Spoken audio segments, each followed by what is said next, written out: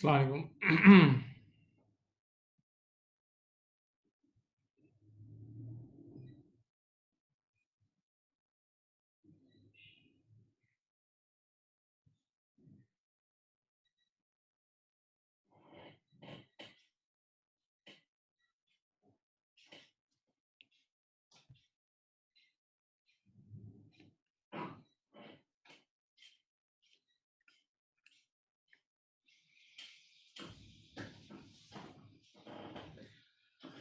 बेटा हमने दो तीन तीन लेक्चर्स हमारे हो चुके हैं और हमने कुछ करीब 4 के करीब सवालात भी कर लिए हैं और कल कुछ एमसीक्यूज भी हमने ट्राई किए थे उसके कैश फ्लो के।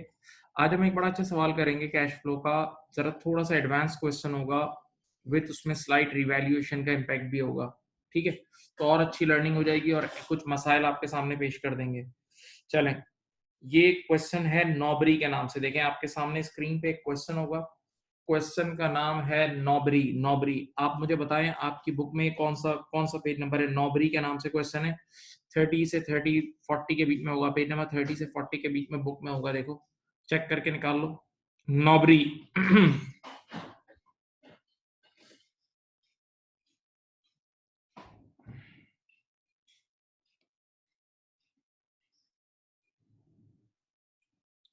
नॉबरी के नाम से एक सवाल आपके पास होगा। देखो, पेज नंबर 37। पेज नंबर 37 बच्चों, आपके सामने पेज नंबर 37 पे एक क्वेश्चन होगा नॉबरी। ठीक है? अच्छा, अब ये वो कल वाले सवालात की तरह नहीं है, नॉर्मल सवाल है। इसमें एक इनकम स्टेटमेंट और दो एसओएफपीज गिवन है। इस क्वेश्चन में मेरे बच्चों एक इनकम स्टेटमेंट और दो एसओएफपीज गिवन है। एक इनकम स्टेटमेंट और टू एसओएफपीज गिवन है। एक इनकम स्टेटमेंट और टू एसओएफपीज गिवन है। ओके, अच्छा, अब बच्चों की तरह आप सब जानते हैं कि तीन एक्टिविटीज होती हैं। तीन एक्टिविटीज होती हैं, एक ऑपरेटिंग, इन्वेस्टिंग और फाइनेंसिंग। ऑपरेटिंग, इन्वेस्टिंग और फाइनेंसिंग, याद है तीन एक्टिविटीज। सबसे पहले बिस्मिल्लाह करते हैं ऑपरेटिंग एक्टिविटीज से, which is not very difficult, आसानी से हो जाएंगी। सुने यहाँ, तो ऑपरेटिंग एक्टिविटीज में आपको पता है कि हम काम शुरू करते हैं पीबीटी से। ऑपरेटिंग एक्टिविटीज में आप सबको पता है हम काम शुरू करते हैं पीबीटी से, प्रॉफिट बिफोर टैक्स से। देख लो स्क्रीन स्क्रीन आपके सामने, स्क्रीन पे पीबीटी तैयार गिवन है। स्क्रीन पर आपके सामने पीबीटी तैयार गिवन है, कितना? 41738। स्क्रीन पर आप हजरात के सामने प्रॉफिट बिफोर टैक्स तैयार गिवन है। प्रॉफिट बिफोर टैक्स तैयार गिवन है, कितना? ये देखो कितना है, देखो 41738। सही है, पीबीटी से शुरू कर लेंगे। अब बच्चों की तरह सबसे पहले पीबीटी में वही रूटीन चलते हैं। डेप्रिसिएशन एक्सपेंस ऐड बैक होता है, ये देख लो तैयार गिवन होगा। डेप्रिसिएशन एक्सपेंस ये रहा 5862। 5862 नोट नंबर 2 में। नोट नंबर 2 में my dear student, note number 2 में माय डियर स्टूडेंट्स आपको डेप्रिसिएशन एक्सपेंस तैयार गिवन है। नोट नंबर 2 में my dear student depreciation expense तैयार गिवन है। सही है। अब डेप्रिसिएशन एक्सपेंस के बाद आपको याद है गेन और लॉस ऑन डिस्पोजल होता था, या गेन होता था या लॉस। चलो नोट नंबर 1 में पढ़ो, ये रहा गेन ऑन डिस्पोजल है। गेन ऑन डिस्पोजल है। During the year ended 31st May X4, the company sold a piece of equipment for 3053. The company sold a piece of equipment for 3053, realizing a profit of 1540, realizing a profit of 1540। Okay, तो आपके पास gain on disposal, आपके पास gain on disposal आया है 1540 का। Gain on disposal कितना है? 1540 का है। तो देखें, गेन ऑन डिस्पोजल आप सबको पता है एडजस्टमेंट फॉर से लेस हो जाएगा। अकाउंटेंट ने ऑलरेडी ऐड किया होगा, आप लेस कर दोगे। दो चीजें हो गई, देख लो। अब देखें, बड़े बड़ी क्लासेस के बाद इस सवाल में इन्वेस्टमेंट इनकम आई है। देखो ये देखो देखो, याद है मैंने मेन फॉर्मेट जो कैश फ्लो की पहली क्लास हुई थी उसमें एक चीज लिखवाई थी, इंटरेस्ट इनकम। ये देखो यहाँ यहाँ है, ये देखें इन्वेस्टमेंट इनकम 146 की नजर आ रही है। इन्वेस्टमेंट इनकम 146 की नजर आ रही है। देख लो इन्वेस्टमेंट इनकम 146 की नजर आ रही है। आप जरा सोच के बताएं, ये इन्वेस्टमेंट इनकम पीबीटी में ऑलरेडी ऐड हुई हुई है। आप इस इन्वेस्टमेंट इनकम को ऐसे सोच सकते हैं जैसे ये इंटरेस्ट इनकम है। इंटरेस्ट इनकम भी इन्वेस्टमेंट इनकम होती है। तो ये इन्वेस्टमेंट इनकम पीबीटी में ऑलरेडी ऐड हुई हुई है, ये इन्वेस्टमेंट इनकम पीबीटी में ऑलरेडी ऐड हुई हुई है। तो आप जब आप कैश फ्लो बनाएंगे ना, तो एडजस्टमेंट फॉर में से इसको लेस कर देना। अकाउंटेंट ने पीबीटी में इसको ऐड करके दिया हुआ, आप इसको एडजस्टमेंट फॉर से लेस कर देना, जीरो कर दिया। क्यों जीरो किया? क्योंकि क्योंकि ये इन्वेस्टमेंट इनकम एक बार आपको इन्वेस्टिंग एक्टिविटीज में ऐड करनी है। ये इन्वेस्टमेंट इनकम एक बार आपको इन्वेस्टिंग एक्टिविटीज में ऐड करनी है, इन्वेस्टमेंट का फल है। फिर सुन लो, मैं फिर बोल रहा हूँ बेटा, ऑलरेडी पीबीटी में ये नॉन रूटीन चीजें पिछले 4 सवाल में नहीं थी। ऑलरेडी पीबीटी में इन्वेस्टमेंट इनकम ऐड हुई हुई है, ऐड हुई हुई है। आप इसी 146 को ऑपरेटिंग एक्टिविटी से लेस करके उसकी मेहनत जीरो कर देना, उसकी मेहनत जीरो कर दी। अब बताओ, ये जो 146 है, ये पैसे भी तो मिले होंगे, तो ये इन्वेस्टमेंट का फल है ना, तो ये इन्वेस्टिंग एक्टिविटीज में जाके ऐड कर देना, इसको इन्वेस्टिंग एक्टिविटीज में ऐड कर देना। उसके बाद अगली चीज है जिसको हम बोलते हैं फाइनेंस कॉस्ट। क्या बोलते हैं? Finance cost. फाइनेंस कॉस्ट का मतलब इंटरेस्ट एक्सपेंस, चारों सवाल में था, 5वीं बार आया है। फाइनेंस कॉस्ट का मतलब इंटरेस्ट एक्सपेंस। तो इंटरेस्ट एक्सपेंस पीबीटी में से देखो लेस हुआ हुआ है, इंटरेस्ट एक्सपेंस पीबीटी में से ऑलरेडी क्या हुआ हुआ है? लेस हुआ हुआ है। आप एड बैक कर देना, आप पहले एड बैक करके इसको जीरो कर देना, और फिर थोड़ा नीचे जाना, थोड़ा नीचे जाना, जब कैश जनरेटेड फ्रॉम ऑपरेशन आ जाए तो उसके नीचे इंटरेस्ट पेड लेस करोगे।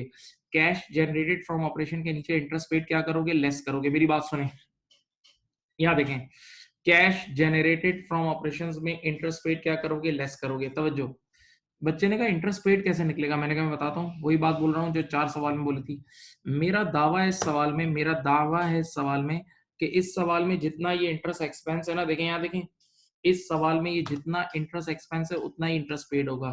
इस सवाल में जितना इंटरेस्ट एक्सपेंस है उतना ही इंटरेस्ट पेड होगा, जितना इंटरेस्ट एक्सपेंस है उतना ही इंटरेस्ट पेड होगा। बच्चे ने कहा how can you say this, why you are so confident, आप इतना कॉन्फिडेंटली कैसे कह सकते हैं? मैंने कहा दलील दूं, आओ दलील देता हूं। ये देखो, बैलेंस शीट की करंट लायबिलिटीज में देख लो, बैलेंस शीट की करंट लायबिलिटीज में देख लो, कोई एक्रूड इंटरेस्ट नहीं है। बैलेंस शीट की करंट लायबिलिटीज में कोई एक्रूड इंटरेस्ट नहीं है। वेरी गुड, क्योंकि एक्रूड इंटरेस्ट का ना होना, एक्रूड इंटरेस्ट का ना होना इस बात की दलील है, एक्रूड इंटरेस्ट का ना होना इस बात की दलील है कि जितना इस साल का इंटरेस्ट था वो पूरा का पूरा पे हो गया है, वो पूरा का पूरा पे हो गया है। तो बेटा 1177 देख लें, 1177 का जो इंटरेस्ट एक्सपेंस है वही पेड होगा। ठीक है, तो हमेशा सवाल में ऊपर 3 चीजें होती थी, इस बार 4 है। एक डेप्रिसिएशन एक्सपेंस मैंने एडजस्ट करा, एक गेन ऑन डिस्पोजल एडजस्ट किया, एक मैंने इन्वेस्टमेंट इनकम एडजस्ट की, और एक इंटरेस्ट एक्सपेंस। 4 चीजें हो गई। अब 3 रूटीन चीजें, इंक्रीज और डिक्रीज इन इन्वेंटोरी, इंक्रीज और डिक्रीज इन रिसीवेबल्स, और इंक्रीज और डिक्रीज इन पेबल। आपको कभी भी इसके लिए चिंता करने की जरूरत नहीं है, ये तीनों चीजें आपको बैलेंस शीट से प्लेट में रख के मिल जाती हैं।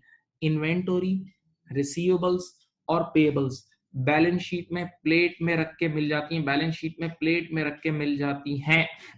Okay, right. देन उसके बाद आ जाएगा cash generated from operations. Cash generated from operations, cash generated from operations के बाद एक चीज होती है इंटरेस्ट पेड और एक टैक्स पेड। चलो, ये नॉर्मल सवाल है, इसमें देखो टैक्स का एक्सपेंस भी गिवन है। ये देखो इनकम स्टेटमेंट में टैक्स का एक्सपेंस गिवन है, तो वही नॉर्मल तरीके से टैक्स का अकाउंट बनाएंगे और सॉल्व करेंगे। टैक्स का अकाउंट बना के सॉल्व करेंगे, टैक्स का अकाउंट बना के सॉल्व करेंगे। चलें, मैं खामोश हूं, आप लोगों से रिक्वेस्ट है आप टैक्स का अकाउंट बनाओ। चलो, टैक्स का अकाउंट बना लो भाई, मेरी आपसे रिक्वेस्ट है कि आप हजरात टैक्स का अकाउंट बना लें। ये रहे स्क्रीन पे मैंने सारा डाटा लिख दिया है। टैक्सेशन की ओपनिंग लायबिलिटी, क्लोजिंग लायबिलिटी भी लिख दी है, टैक्स की ओपनिंग लायबिलिटी और क्लोजिंग लायबिलिटी भी लिख दी है, और टैक्स का एक्सपेंस भी लिख दिया है। टैक्स की ओपनिंग क्लोजिंग लायबिलिटी भी लिख दी है और एक्सपेंस भी लिख दिया है। ये आपको पहली क्लास में सिखाया था। चलो, टैक्स पेड निकाल दो।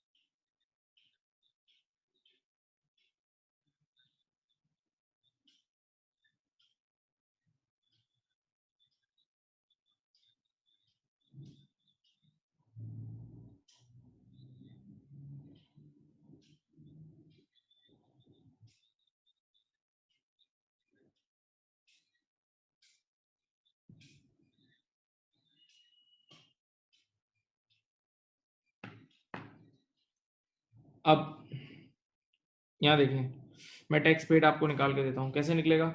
ये देखो, इधर देखो, ओपनिंग टैक्स लायबिलिटी है 7323, देख लो नजर आ रही है, ओपनिंग टैक्स लायबिलिटी है 7323, ओके। क्लोजिंग टैक्स लायबिलिटी है 7989, ठीक है। ओपनिंग टैक्स लायबिलिटी है 7323, क्लोजिंग है 7989। और बताओ, अब इनकम स्टेटमेंट में जाओ, ये देखो इनकम स्टेटमेंट में टैक्स एक्सपेंस ये रहा, इनकम स्टेटमेंट में एक्सपेंस फॉर द ईयर है 9857, इनकम स्टेटमेंट में एक्सपेंस फॉर द ईयर है 9857। चलो इन दोनों को ऐड करो, ये लेस करो, ये आपके पास आ जाएगा टैक्स पेड, कितना आया? 9191 is your tax paid, 9191 is your tax paid. ये रूटीन काम है जो परसों डे बिफोर यस्टरडे वाली क्लास में किया था, डे बिफोर यस्टरडे वाली क्लास में किया था, जो पहले वाली क्लास में किया था, याद है? ओके, तो टैक्स पेड सबका आ गया। रूटीन काम है अकाउंट बना के, जब भी आपको एक्सपेंस गिवन हो, ओपनिंग और क्लोजिंग लायबिलिटी गिवन हो, तो tax paid you can easily calculate.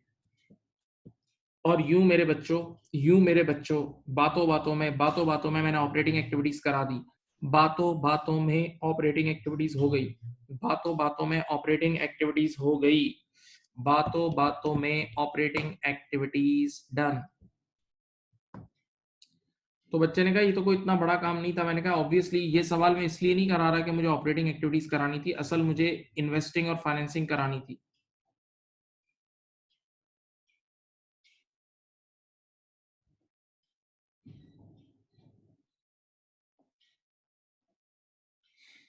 चलें, अब मेरी तरफ देखें, अब मैं इन्वेस्टिंग एक्टिविटीज पे आता हूँ।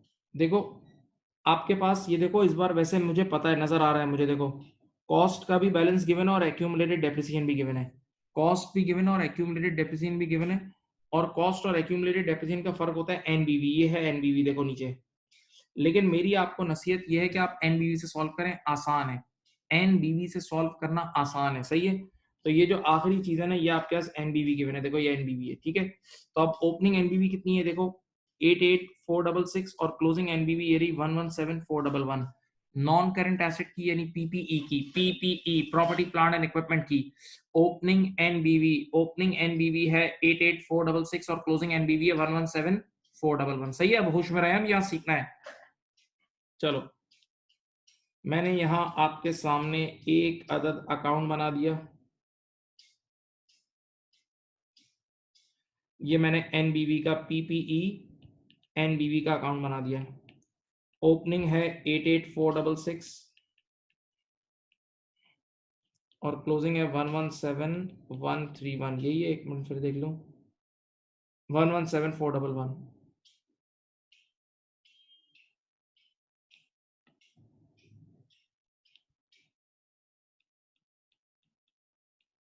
117411, 117411, 117411, हाँ ऐसा ही है।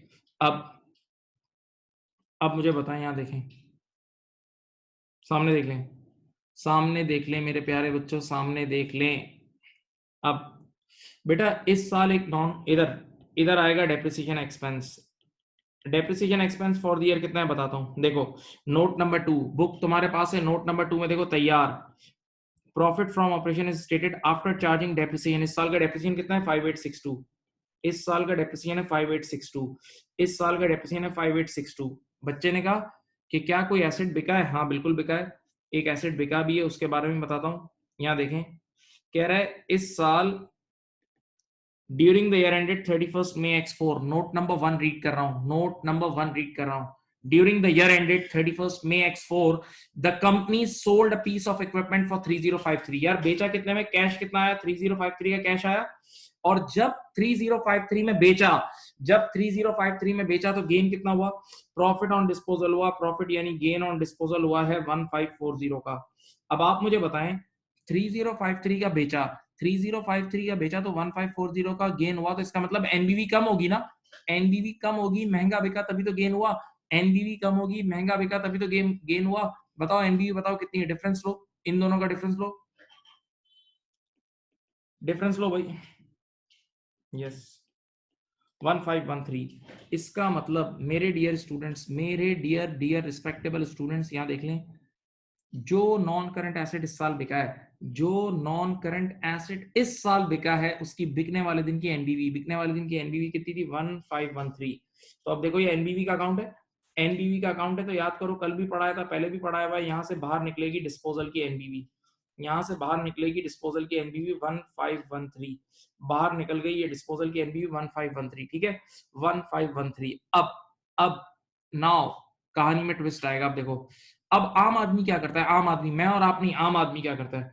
आम आदमी कहता है देखो इधर देखो, ये सारी राइट साइड को ऐड करो, लेट्स ये लेस करो, ये आ जाएगी कैश एडिशन, राइट को ऐड करो और इसको लेस करो, ये आ जाएगी कैश एडिशन। बच्चे ने कहा कल पिछले 2 सवाल से तुम यही करा रहे थे, इधर राइट साइड को ऐड करके वो लेस करते थे, कैश एडिशन आ जाएगी। कल वाले सवाल के हद तक तो सही था, कल वाले सवाल के हद तक तो सही था, आज ऐसा नहीं हो सकता। आज अगर किसी ने ऐसा किया तो उसके मार्क्स कटेंगे, आज अगर किसी ने ऐसा किया तो उसके मार्क्स कटेंगे। बच्चे ने कहा हजरत आप इतनी कॉन्फिडेंस से ये बात कैसे कह सकते हैं, आप इतनी कॉन्फिडेंस से ये बात कैसे कह सकते हैं? मैंने कहा एक मिनट, जवाब देता हूं। जाओ बैलेंस शीट की इक्विटी साइड पे जाओ, चलो सब मिलके बैलेंस शीट की इक्विटी साइड पे जाते हैं, शेयर होल्डर इक्विटी का पैकेट देखते हैं। आओ आओ आओ, ये देखो, ये रहा, ये बैलेंस शीट की इक्विटी साइड देख रहे हो। इस बार पहली बार आपके क्वेश्चन में, इस बार पहली बार आपके क्वेश्चन में बच्चों रिवैल्यूएशन रिजर्व मौजूद है, आपके क्वेश्चन में रिवैल्यूएशन रिजर्व मौजूद है। देखें, ओपनिंग रिवैल्यूएशन रिजर्व ये रहा 7123 और क्लोजिंग है 15395। ओपनिंग रिवैल्यूएशन रिजर्व 7123 और क्लोजिंग है 15395। मेरे बच्चों आपने आईएएस 16 पढ़ा है, आपने आईएएस 16 पढ़ा है, थोड़ा सा सोचो, रिवैल्यूएशन रिजर्व शुरू में कम था फिर ज्यादा हो गया, ईयर के स्टार्टिंग में कम था, ईयर के एंड पे ज्यादा हो गया, तो यहां से नजर आ रहा है कि रिवैल्यूएशन अपवर्ड हुई है, रिवैल्यूएशन रिजर्व बढ़ रहा है, इसका मतलब एसेट अपवर्ड रिवैल्यू हुआ है। जरा कोई बच्चा मुझे बताए कितने से अपवर्ड डिफरेंस ले, कोई एक बच्चा मुझे अमाउंट बताए, 7123 और इसका अमाउंट का डिफरेंस कितना है, अमाउंट का डिफरेंस बताओ। 8272। देखो बिल्कुल क्लियर क्लियर यहां से नजर आ रहा है कि आपका रिवैल्यूएशन रिजर्व 8272 से बढ़ा है, आपका रिवैल्यूएशन रिजर्व 82 से 72 से बढ़ा है, इसका मतलब 8272 की अपवर्ड रिवैल्यूएशन हुई होगी, 8272 की अपवर्ड रिवैल्यूएशन हुई होगी, सोचो।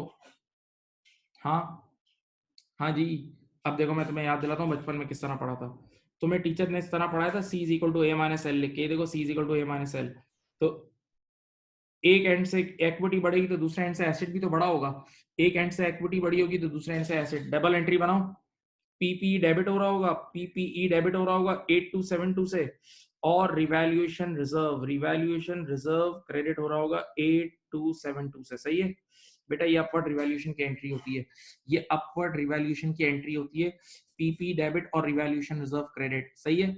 अब जरा सोचो ये एंट्री बन चुकी है, ये एंट्री ऑलरेडी बन चुकी है, तभी तो बैलेंस शीट में रिफ्लेक्शन आ रही है, ये एंट्री ऑलरेडी बन चुकी है तभी तो बैलेंस शीट में रिफ्लेक्शन आ रही है। तो बेटा जब ये एंट्री बनी होगी तो अकाउंट में पोस्ट भी हुई होगी, जब ये एंट्री बनी होगी तो इससे पीपी बढ़ रहा है ना, इससे पीपी बढ़ रहा है, तो पीपी के अकाउंट में यहाँ पोस्ट कर दो, कितना रिवैल्यूएशन कितना है, 8272, सही है। देखो जरा एक बात सोचो, जहां आपने बाकी सारी चीजों की मूवमेंट पोस्ट की है, जहां आपने बाकी सारी चीजों की मूवमेंट पोस्ट की, यानी अकाउंट का मतलब हर वो चीज जो नॉन करंट एसेट को हिला रही है, हर वो चीज जो नॉन करंट एसेट को हिला रही है वो सब इसमें जाएगी, तो रिवैल्यूएशन की वजह से नॉन करंट एसेट हिल रहा है ना, तो ये मूवमेंट भी रिफ्लेक्ट करनी थी, ये मूवमेंट भी रिफ्लेक्ट करनी थी। अब यहाँ रुको, एक काम करो, अब जरा कैलकुलेट हो, अब जरा कैलकुलेट हो, और इन तीनों को राइट हैंड साइड को ऐड करो और लेफ्ट हैंड साइड को लेस करो, अब तुम्हारे पास सही कैश एडिशन आ जाएगी, राइट हैंड साइड को ऐड करो और लेफ्ट हैंड साइड को लेस करो, अब सही कैश एडिशन आ जाएगी, बताओ। 28048, very good, 28048, this is your cash addition, this is your cash addition, ये है आपकी cash addition 28048, 28048, 28048 is your cash addition, सही। मैं 30 सेकंड रुक रहा हूँ, पहले इसको देख लो, पहले देख लो।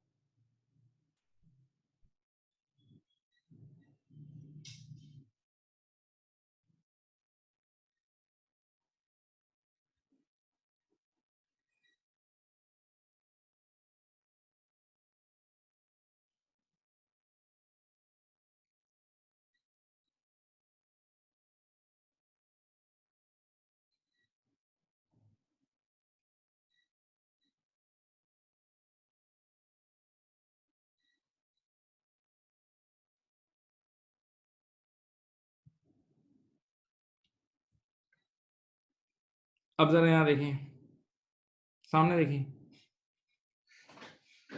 पॉइंट ये है। अब जरा बच्चों के सवाल सुने और मैं उनका जवाब देता हूँ। पहला सवाल, एक बच्चे ने हैंड रेस किया। बच्चे ने कहा ये बताएं, जरा सुने यहाँ। बच्चे ने कहा इस बार नॉन करंट एसेट कितने से बढ़े? नॉन करंट एसेट कितने से बढ़े? मैंने कहा आपको पता है ना, नॉन करंट एसेट बढ़ता है तो डेबिट होता है। तो मैंने पहले उसको यूं बोला, मैंने कहा इससे इससे बढ़े। ये देखो, ये देखो, ये दोनों की तरफ ऐड किया। मैंने कहा इन दोनों से मिलके बढ़े। नॉन करंट एसेट इन दोनों से मिलके बढ़े। रिपीट, बच्चे ने पहला सवाल किया। बच्चे ने कहा नॉन करंट एसेट कितने से बढ़े? तो मैंने ये बड़ा सर्कल बनाया, मैंने कहा इन दोनों नंबर से बढ़े क्योंकि डेबिट हो रहे हैं। फिर बच्चे ने कहा ये बताओ कि नॉन करंट एसेट के बढ़ने की कौन सी वजह कैश फ्लो है? नॉन करंट एसेट की बढ़ने की कौन सी वजह कैश फ्लो है? ये वाली, बस ये वाली। ये कैश एडिशन वो वजह है जिसमें पैसे देके नॉन करंट एसेट बढ़े। ये कैश एडिशन वो वजह है जिसमें पैसे देके नॉन करंट एसेट बढ़े। तो अभी जब मैं कैश फ्लो बढ़ाऊंगा बनाऊंगा, इन्वेस्टिंग एक्टिविटीज में तो पैसों का आना और जाना आता है ना, तो इन्वेस्टिंग एक्टिविटीज में सिर्फ 28048 आएगा। इन्वेस्टिंग एक्टिविटीज में सिर्फ और सिर्फ 28048 का आउटफ्लो आएगा। ये देख लो, ये आउटफ्लो आएगा। देखो ये इन्वेस्टिंग एक्टिविटीज में, ये इन्वेस्टिंग एक्टिविटीज में एक आउटफ्लो चले जाएगा। तो बच्चे ने कहा ये जो एंट्री है रिवैल्यूएशन वाली, ये जो एंट्री है रिवैल्यूएशन वाली, ये पूरे कैश फ्लो में कहीं भी नहीं जाएगी। ये पूरे कैश फ्लो में कहीं भी नहीं जाएगी क्योंकि इसमें कोई कैश फ्लो नहीं है। This is not a cash flow. ये कोई, ये ऐसे पड़े पड़े महंगा हुआ, ये कोई कैश फ्लो नहीं है। ये कोई कैश फ्लो नहीं है। सही है। अच्छा, एक और चीज आपको बता दूं, ये कैश प्रोसीड जो है ना, ये इन्वेस्टिंग एक्टिविटीज में ऐड हो जाएगी। सही है। अच्छा, ये गेन ऑन डिस्पोजल आप सब जानते हैं, ऑपरेटिंग एक्टिविटीज में क्या हो जाएगा? लेस हो जाएगा। इसी तरह ये डेप्रिसिएशन एक्सपेंस भी ऑपरेटिंग एक्टिविटीज में ऐड हो जाएगा। Okay, right. अच्छा, अब इस सवाल से आपने क्या सीखा? इस सवाल से क्या सीखा सुनो, और ये बात को अपनी डिक्शनरी में डाल के ब्लॉक कर दो कि आज के बाद कभी भी आप नॉन करंट एसेट का अकाउंट बना रहे होगे, आज के बाद कभी भी आप नॉन करंट एसेट का अकाउंट बना रहे होगे, तो ये निगाहें एक बार हमेशा इक्विटी साइड पे जरूर जाएंगी। ये निगाहें एक बार इक्विटी साइड पे जरूर जाएंगी कि कहीं रिवैल्यूएशन तो नहीं हो रहा, कहीं रिवैल्यूएशन रिजर्व की मूवमेंट तो नहीं है। तो आपको इसका ख्याल रखना होगा। सही है, वरना आपके आंसर गलत आएंगे। जरा सोचो, अगर कोई बच्चा इस रिवैल्यूएशन वाली एंट्री को पोस्ट करना भूल जाता, अगर कोई बच्चा इस रिवैल्यूएशन वाली एंट्री को पोस्ट करना भूल जाता, तो उसकी ये कैश एडिशन बेटा गलत आ रही होती। इसकी ये कैश एडिशन गलत आ रही होती। हाँ, पक्का कॉपी कर लें।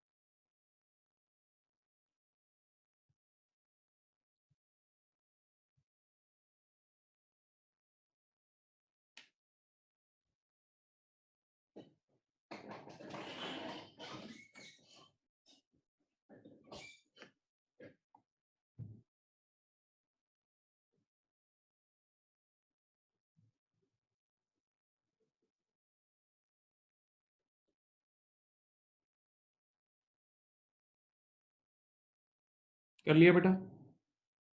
बेटा कॉपी कर लिया प्यारे बच्चों?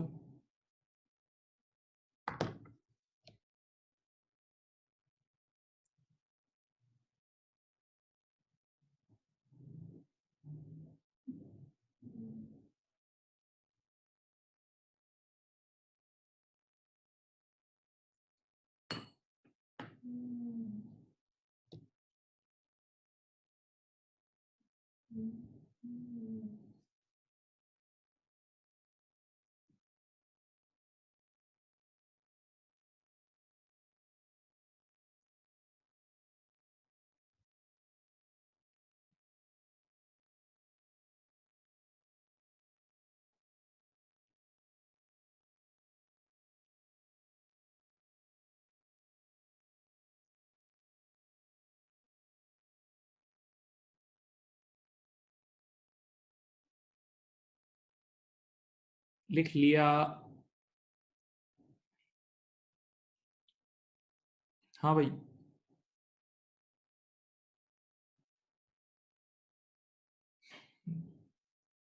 परचेज ऑफ पीपी सिर्फ एनबीवी अकाउंट से ही आएगी। नहीं, उससे भी आ सकती है, कॉस्ट वाले अकाउंट से, लेकिन उसमें मजदूरी ज्यादा होगी बेटा, बहुत दो अकाउंट बनाने पड़ेंगे, बहुत मेहनत करनी पड़ेगी, मजदूरी है बहुत ज्यादा।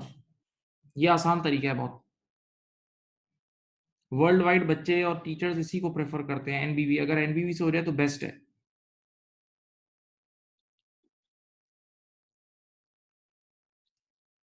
चलो कर लिया। अब कर लिया ना। इधर देखो, ये देखें। अब financing activities is not a big deal. ये देखो, इश्यू ऑफ शेयर्स निकालना है। इश्यू ऑफ शेयर निकालने के लिए देखो, शेयर कैपिटल कितने से बढ़ रहा है, यहाँ देखें। शेयर कैपिटल आपका कितने से बढ़ रहा है, ये देख लो। शेयर कैपिटल कितने से बढ़ रहा है, सब देखें। शेयर कैपिटल ये बढ़ रहा है, और ये शेयर प्रीमियम बढ़ रहा है। बताओ, शेयर कैपिटल कितने से बढ़ रहा है और शेयर प्रीमियम कितने से बढ़ रहा है, बोलो।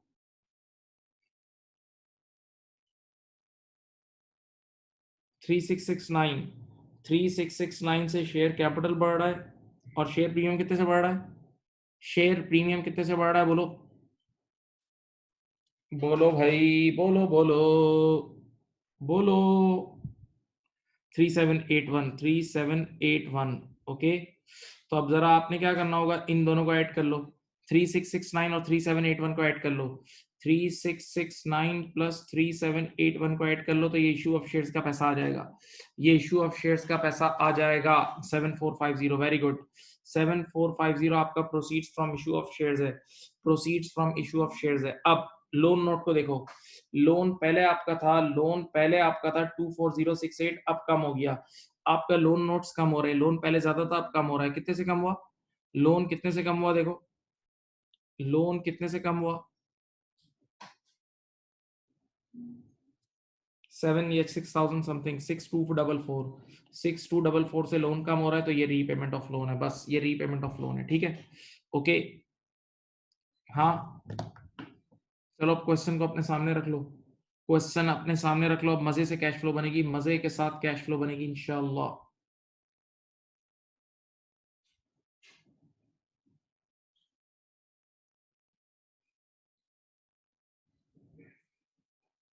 अब मजे से कैश फ्लो बनेगी।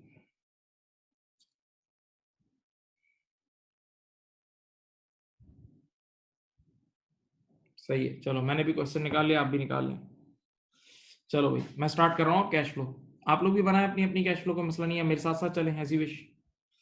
चलो भाई, क्या नाम है?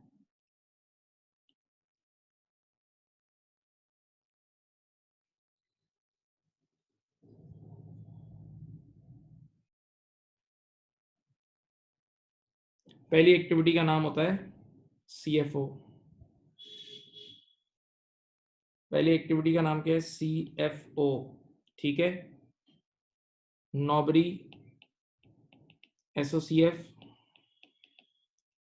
For the year ended 31 May X6।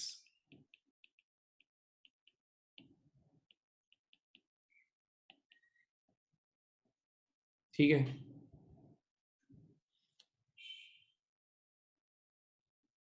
Now we'll start with PBT. Start with PBT. PBT कितना है? 41738। 41738 का पीबीटी है, ठीक है। अब एडजस्टमेंट फॉर, इधर देखें बेटा, बहुत आराम आराम से चलें। सबसे पहली चीज है आपके पास डेप्रिसिएशन एक्सपेंस। पहली चीज है डेप्रिसिएशन एक्सपेंस, मेरे ख्याल से था 61।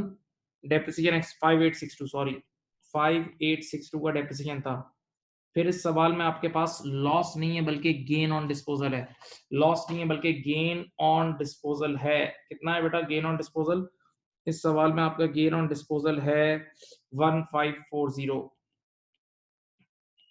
ओके, देन फिर इस सवाल में आपके पास पहली बार काफी दिनों बाद आई है इन्वेस्टमेंट इनकम।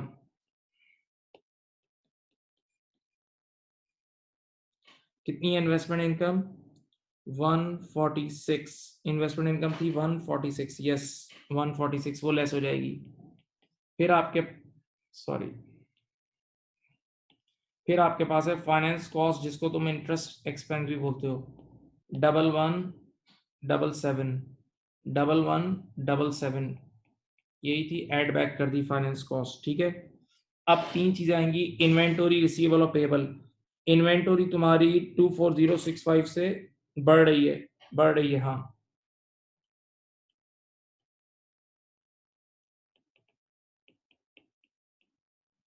बताओ इंक्रीज इन इन्वेंटोरी कितने से हो रही है? बताओ इन्वेंटोरी कितने से बढ़ रही है बेटा, बताओ।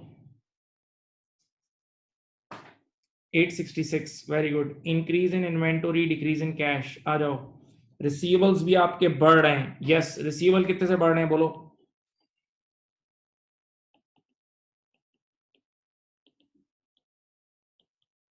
कितने से बढ़ रहे हैं? 5684। अच्छा पेबल बताएं। पेबल आपका पहले कितना था? ज्यादा था, अब कम हो रहा है। पेबल डिक्रीज हो रहा है। Decrease in payable, decrease in payable 3625, इसका डायरेक्ट रिश्ता होता है हाँ? याद है? 3625 डिक्रीज इन कैश। चलो, कोई एक बच्चा इन सबको नेट ऑफ करे, इन छह की चीजों को नेट ऑफ करे, नेगेटिव में नंबर आएगा। छह की छह चीजों को नेट ऑफ करो, बताओ। 4822, वेरी गुड। चलो, अब ऊपर नंबर लिखा है 41738, ऊपर है 41738, नीचे है -4822। नीचे है -4822, दोनों का डिफरेंस लो। 41738 और नीचे है -4822, कितना है बोलो? 36916, वेरी गुड। इसका नाम होगा कैश जनरेटेड फ्रॉम ऑपरेशंस। अब इसके नीचे दो चीजें लेस होंगी, एक इंटरेस्ट पेड और एक टैक्स पेड। एक इंटरेस्ट पेड और एक टैक्स पेड। आ जाओ, इंटरेस्ट पेड तो वही होगा जितना एक्सपेंस था 1177, और टैक्स पेड था 9191। ठीक है, चलो बताओ net cash flow from operating activities कितना आया?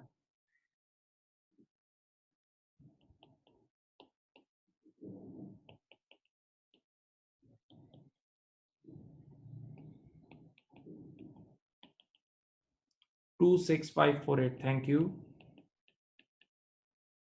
ठीक है, ये पहला आंसर आ गया। 26548 is your first answer. 26548 is your first answer. देख लो एक नजर, कॉपी करवाने का टाइम दे दूंगा।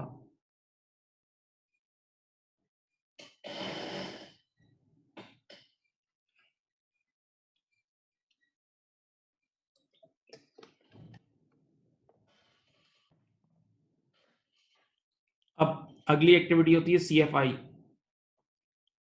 अगली एक्टिविटी होती है cash flow from investing activities. अब इसमें देखो, वैसे तो दो चीजें आती हैं, इस बार तीन आएंगी। वैसे दो आती हैं, इस बार तीन आएंगी।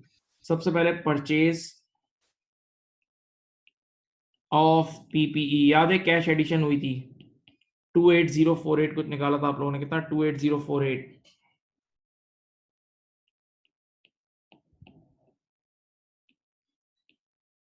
48, ओके। फिर प्रोसीड्स फ्रॉम डिस्पोजल NCA, याद है? 3053 proceeds from disposal of NCA 3053, याद है? फिर एक इन्वेस्टमेंट इनकम भी तो रिसीव हुई होगी।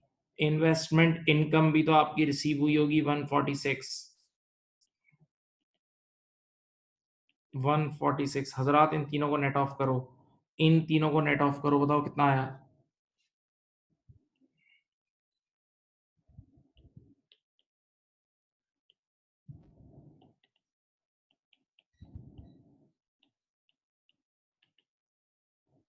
25141 25141 25141 एक दो लोग चेक भी करते हैं 25141 okay now the next activity is CFF the next activity is CFF याद है CFF cash flow from financing activity सबसे पहले इसमें issue of shares proceeds from issue of shares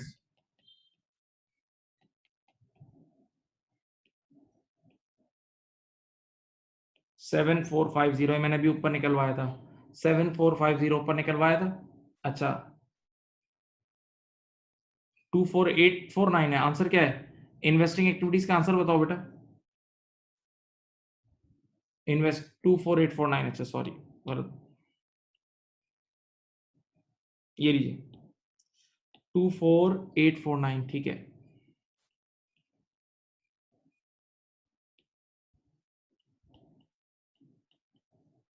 ठीक है अब मेरे बच्चों फाइनेंसिंग एक्टिविटीज में हमने कुछ लोन रीपे भी किया था फाइनेंसिंग एक्टिविटीज में कुछ लोन रीपे भी किया था अभी निकाला तो था कितना था ये 6244 yes repayment of loan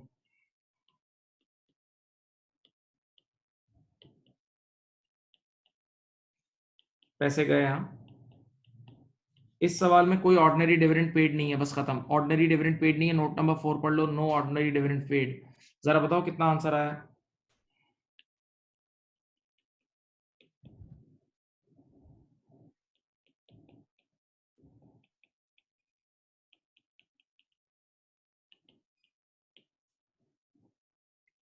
one two zero six ठीक है अब कोई एक बच्चा इन तीनों एक्टिविटीज को नेट कर ले कोई एक बच्चा इन तीनों एक्टिविटीज को नेट कर ले इन तीनों एक्टिविटीज को नेट कर ले कोई एक बच्चा इन तीनों एक्टिविटीज को नेट कर ले भाई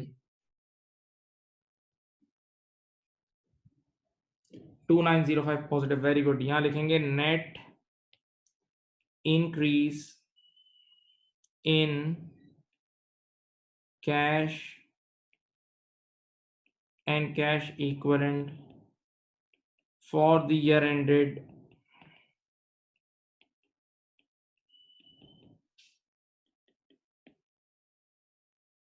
2905 अब सवाल का सीखने वाला टाइम शुरू हो गया अब सवाल का सीखने वाला टाइम शुरू हो गया अब देखो इस बार टाई करना है इट्स डिफरेंट टाई करना इज डिफरेंट देख लो आप यहां तक तो कैश फ्लो हम सब ने बना लिए अभी नहीं लिखें यहां तक कैश फ्लो बना लिए और आपके पास आ रहा है ये देखें नेट इंक्रीज आ रहा है बेटा आज से पहले क्या होता था सुनो यहां देखें आराम से पैसे समझ लो सिर्फ बैंक में पड़े होते थे पैसे सिर्फ बैंक में पड़े होते थे लेकिन एक सच बात बोलूं अगर आप सोचो आपने इतनी सारी पिछले एक साल से कम अकाउंटिंग पढ़ रहे हैं सब बच्चे आप सब ये बात जानते हैं क्या हमारा पैसा सिर्फ ड्रॉ में पड़ा सिर्फ हमारा पैसा क्या बैंक में पड़ा होता है नहीं हमारा कुछ पैसा ड्रॉ में भी पड़ा होता है हमारा पैसा सिर्फ बैंक में नहीं पड़ा होता हमारा पैसा ड्रॉ में भी पड़ा होता है तो अब ये एक ऐसा सवाल है जिसमें कुछ पैसे ड्रॉ में पड़े कुछ बैंक में पड़े कुछ पैसे ड्रॉ में पड़े और कुछ बैंक में पड़े तो उनको मिला देना उन दोनों को मिला के फिर रिकंसाइल करना उन दोनों को मिला के फिर रिकंसाइल करना सही है अब देखें इधर देखें मैं क्वेश्चन पे जाता हूँ सामने देखें ये देखो यार क्वेश्चन की बैलेंस शीट नजर आ रही है क्वेश्चन की बैलेंस शीट को देखो ये तुम्हारे सामने है मैं यहाँ एक मिनट ये देखो इधर देखो मैंने यहाँ एक लाइन ड्रॉ की सब यहाँ देखें एक तरफ मैं लिख रहा हूँ 2005 यानी ओपनिंग और एक तरफ लिख रहा हूँ 2006 यानी क्लोजिंग ठीक है एक है मेरे पास कैश ईयर के स्टार्टिंग का और एक है बैंक ये देखो दोनों को मिला के बात करनी है अब कैश और बैंक दोनों को मिला के बात करके समझाऊंगा देखो सुनो इधर देखो बताओ ईयर के स्टार्टिंग में इधर देखो ईयर के स्टार्टिंग में कैश कितना है 2224 और ईयर के एंड पे कैश कितना है 3689 कैश हमेशा पॉजिटिव होता है ईयर के स्टार्टिंग पे कैश कितना है 2224 बैलेंस शीट में देख लो ईयर के स्टार्टिंग में कैश है 2224 और ईयर के एंड पे है 3689 सही है कैश पॉजिटिव होता है अब जरा करंट लायबिलिटीज में जाओ देखो ईयर के स्टार्टिंग में ये रहा बैंक ओवरड्राफ्ट और ये ईयर के एंड का बैंक ओवरड्राफ्ट है बैंक ओवरड्राफ्ट भी है एक ही वक्त में ड्रॉ में पैसे भी पड़े और एक ही वक्त में बैंक बैलेंस भी है लेकिन बैंक बैलेंस ओवरड्रॉन में बैंक बैलेंस ओवरड्रॉन में तो ओवरड्रॉन नेगेटिव होता है ना तो देखो बेटा ओपनिंग नेगेटिव कितना है ओपनिंग नेगेटिव है तुम्हारे पास 676973 और क्लोजिंग नेगेटिव कितना है? क्लोजिंग नेगेटिव है 5533, ठीक है। अब बहुत आराम से चलना। बताओ ईयर के स्टार्टिंग की ओपनिंग नेट पोजीशन क्या है? ईयर के स्टार्टिंग की ओपनिंग नेट पोजीशन क्या है? देखो इधर देखो, ईयर के स्टार्टिंग में सबसे पहले देखो इतना नेगेटिव है और इतना पॉजिटिव है। ईयर के स्टार्टिंग में इतना नेगेटिव और इतना पॉजिटिव, नेट पोजीशन है 4749। 4749 ये रही 4749, सॉरी 4749, ये नेट है। और जरा मुझे कोई ईयर के एंड की नेट पोजीशन बताएगा? ईयर के एंड की नेट पोजीशन बताएगा? बताओ। 1844। ईयर के एंड की नेट पोजीशन है 1844 नेगेटिव, 1844 नेगेटिव, 1844 नेगेटिव। अब सुनो, जो तुम्हें टाई करना है ना वो तुम इन नेट नंबर से करना, नेट नंबर से करना। जो तुम्हें टाई करना है वो तुम नेट नंबर से करना। बहुत आराम से चलो, इधर देखो, ईयर के स्टार्टिंग में बेटा, इधर देखें, ईयर के स्टार्टिंग में आप -4749 पे खड़े थे। सब बच्चे अपना अपना कैलकुलेटर निकालें, अपना कैलकुलेटर निकालें और जरा यूं करें, -4749 में, -4749 पे खड़े थे तो -4749 लिखो और 2905 उसमें ऐड कर दो। इस साल याद है कैश फ्लो में तुम्हारा कैश बढ़ रहा था 2905, तो -4749 प्लस 2905 करो, देखो जादू होगा इंशाल्लाह। -4749 में 2905 प्लस करो तो जादू हो जाएगा, यही नंबर आ जाएगा। मैं रुक रहा हूँ, पहले ये कॉपी कर लो, पहले ये कॉपी कर लो, फिर वहां जाता हूँ।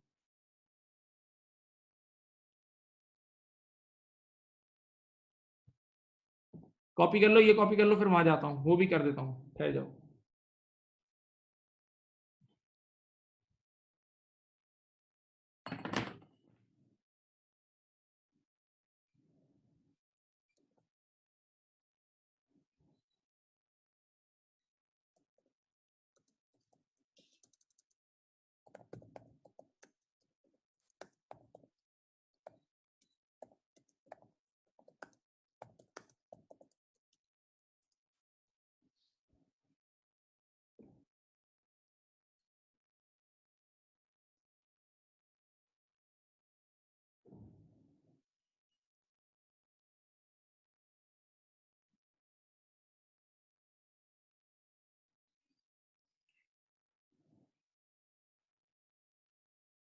ये लिख लो पहले। अब देखो मैं, अगर आपने लिख लिया है तो देखो मैं इधर जा रहा हूँ वापस। ये अब मैं यहाँ नीचे लिखता हूँ, ओपनिंग कैश कितना है देखो, cash and cash equivalent opening -4749 था। चलो, -4749 में 2905 ऐड करो तो ये आ जाएगा -1, कितना था, 1844 हो गया।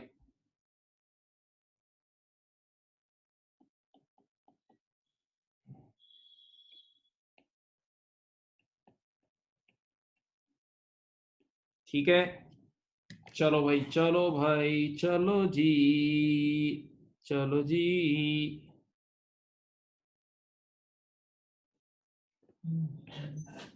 लिखो भाई, ये सब लिखो, कॉपी करो आराम से, कैश फ्लो कॉपी करो, कैश फ्लो कॉपी करो।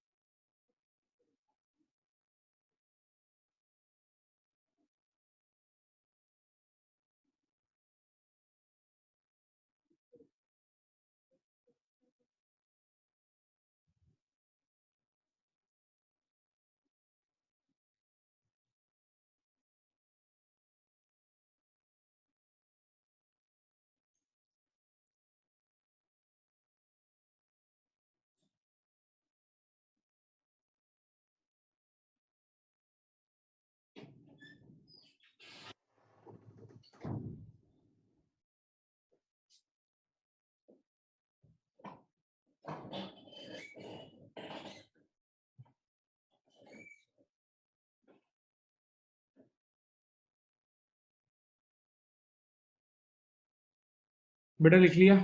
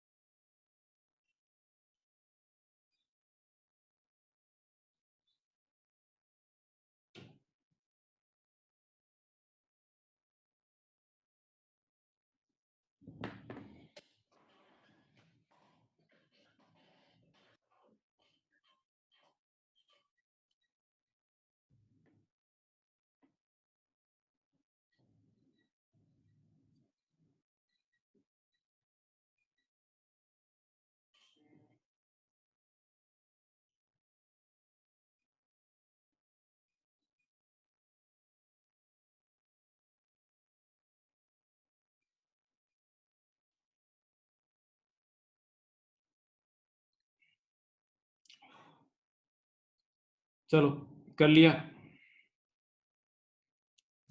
बोलो भाई कर लिया, बोलो बोलो बोलो, कर लिया?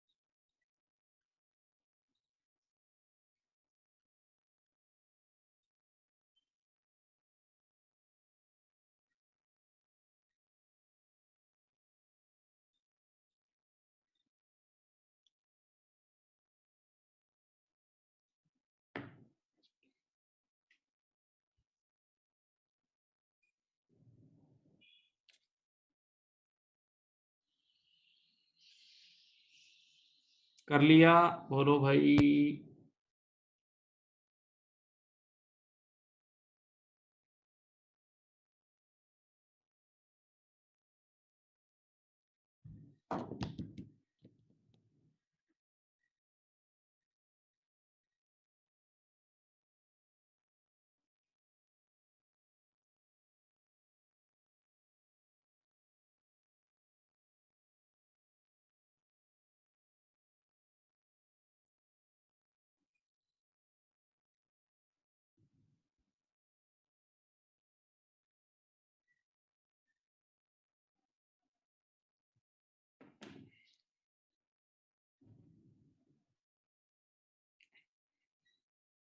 ओके बेटा, अब देखें हमारे डिस्क्रिप्टिव क्वेश्चन यहाँ खत्म हो गए, डिस्क्रिप्टिव क्वेश्चन हो गए अभी, लेकिन कुछ मसाइल और कुछ अच्छी अच्छी चीजें रहती हैं।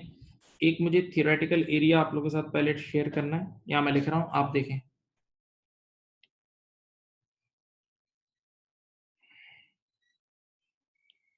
एक हेडिंग, एक वर्ड मैं बार बार यूज कर रहा हूँ, कैश इक्विवेलेंट। मैं इस चैप्टर में एक वर्ड यूज कर रहा हूँ, कैश इक्विवेलेंट। चलो मैं उसको लिखता हूँ, आप लोग भी कॉपी करें।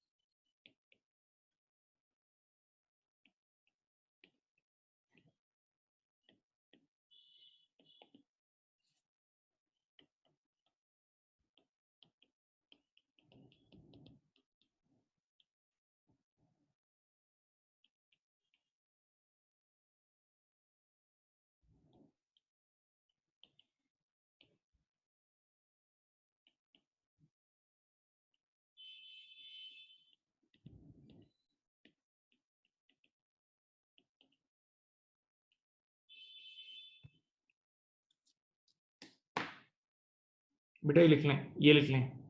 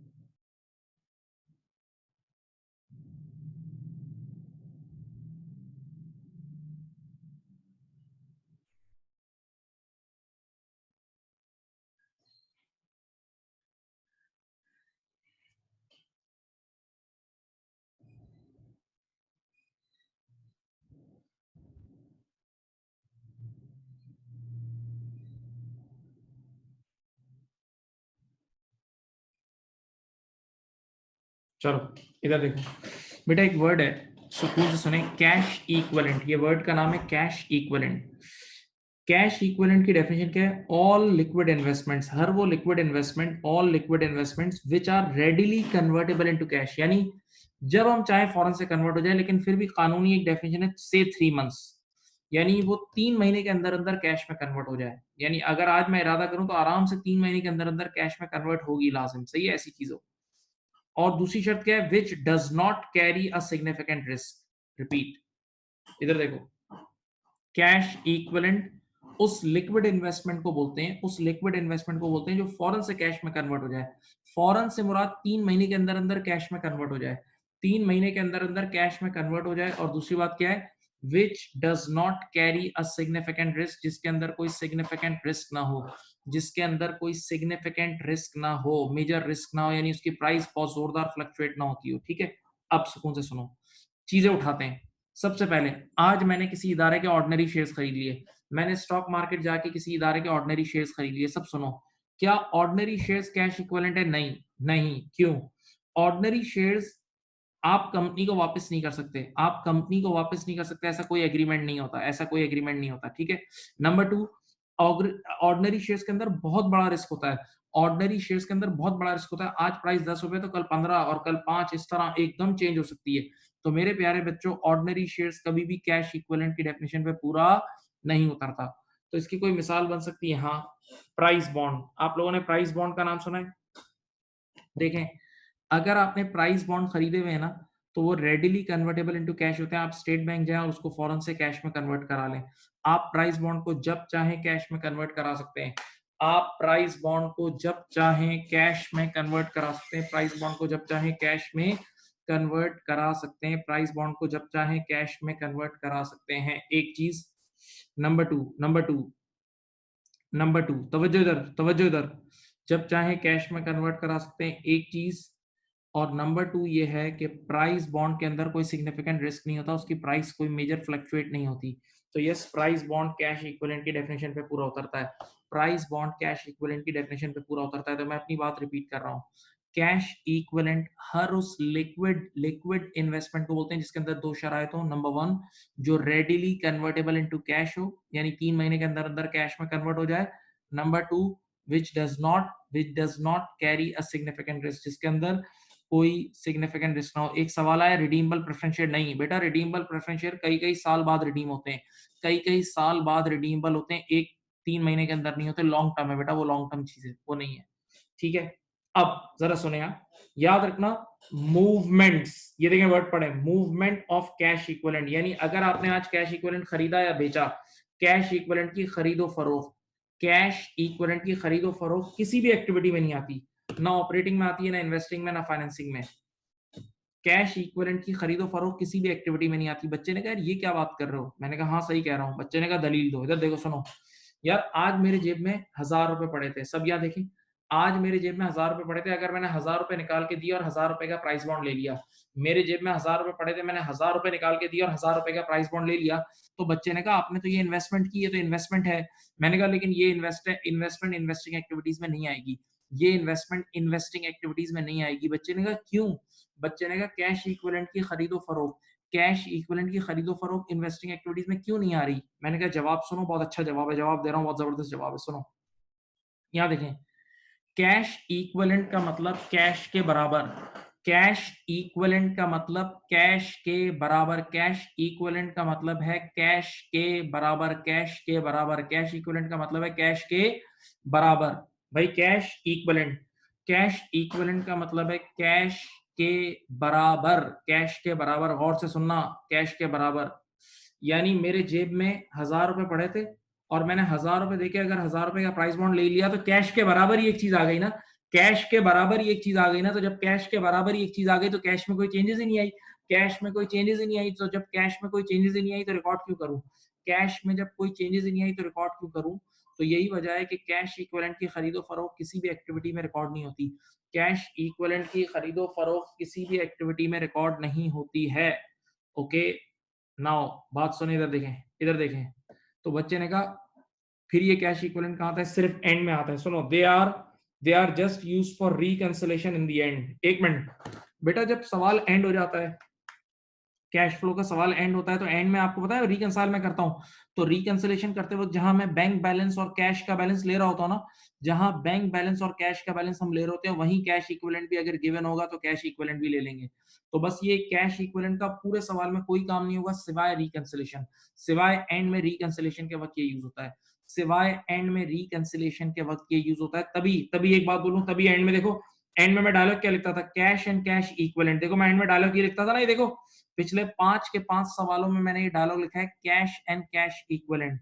तो मेरे बच्चों, कैश इक्विवेलेंट कहीं भी किसी एक्टिविटी में नहीं आता सिवाय एंड में रिकंसिलेशन के वक्त, सिवाय एंड में रिकंसिलिएशन के वक्त, सिवाय एंड में रिकंसिलिएशन के वक्त।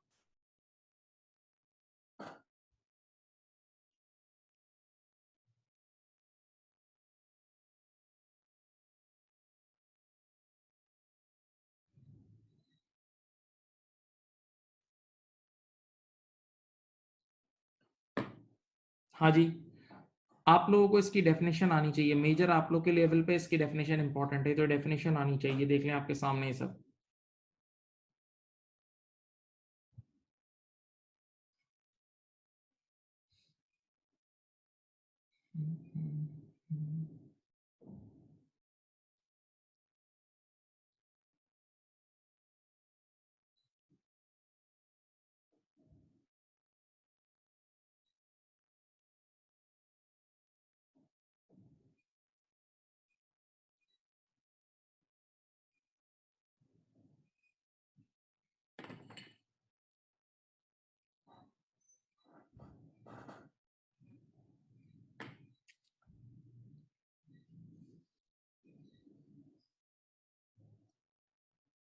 लिख लिया बेटा?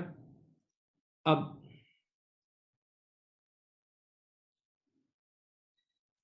ये दो सवाल है छोटे छोटे, ये दो सवाल एमसीक्यूज हैं छोटे छोटे, ये निपटाओ। ये दो सवाल छोटे छोटे आप निपटाएं।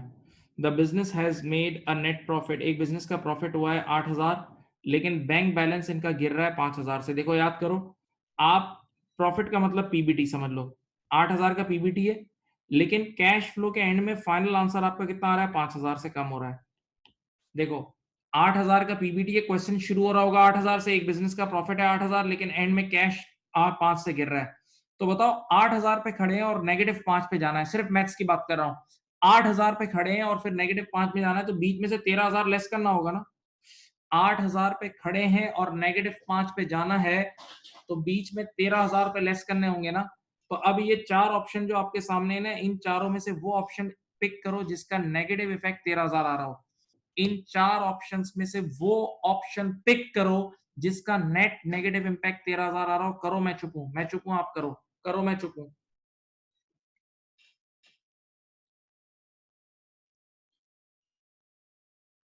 आपको -13000 आंसर तक पहुंचना है। देखो याद रखना, -13000, बस ये याद रखना, ये दिस इज योर टारगेट। भाई प्रॉफिट 8,000 था, जबकि कैश आपका अल्टीमेटली 5 से गिर रहा है, यानी कैश फ्लो की फाइनल एंड -5,000 है। तो 8,000 में से टोटल कितना लेस करोगे तो -5 तक जाओगे?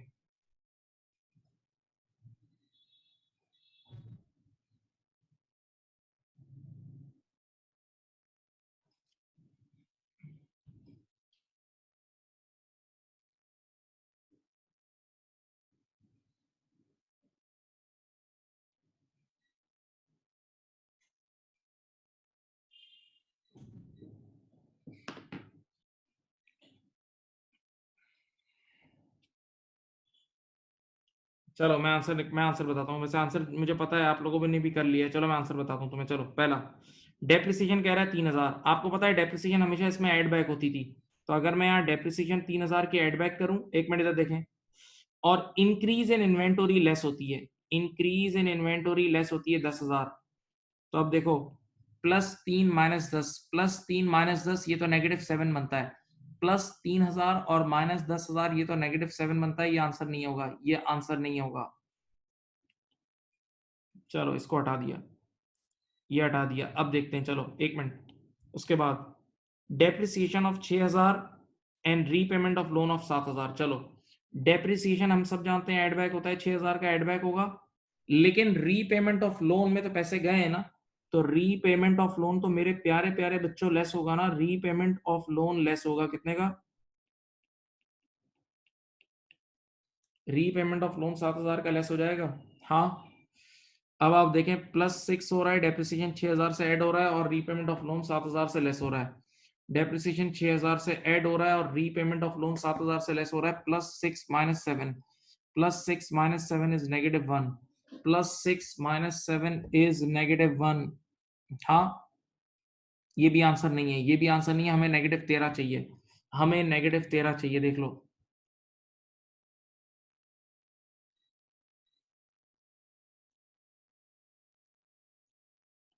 ये भी आंसर नहीं है। ठीक है, अब चलो सी देखते हैं। सी देखो क्या कह रहे हैं, डेप्रिसिएशन ऑफ 12,000, डेप्रिसिएशन ऑफ 12,000, ये देखें डेप्रिसिएशन 12,000 की है, वो ऐड हो जाएगी, डेप्रिसिएशन 12,000 ऐड होगी। अच्छा, फिर कह रहे हैं purchase of new non current asset, non current asset buy करते हैं तो आउटफ्लो लेस होता है। तो purchase of NCA, purchase of NCA कितना है? 25,000। बिल्कुल यही आंसर है। देख लो बेटा, 12,000 ऐड हो रहा है और 25 लेस हो रहा है, 12,000 ऐड हो रहा है, 25 लेस हो रहा है, तो अल्टीमेटली -13,000 बन जाएगा। यही आंसर है, this is the answer, C answer है भाई, ये आंसर है सी। देख लो,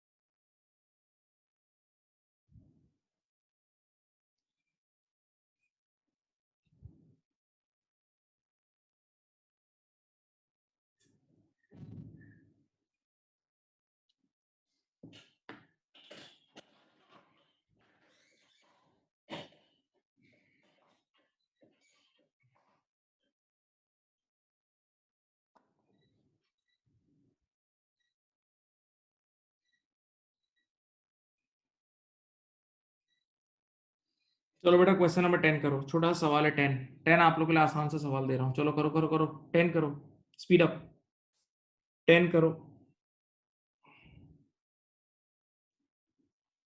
छोटी सी कैश फ्लो बनानी है, इतनी सी मिनी।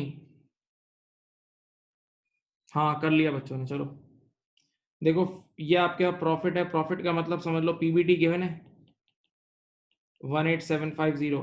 अब बताओ डेप्रिसिएशन क्या होगी? ऐड हो जाएगी।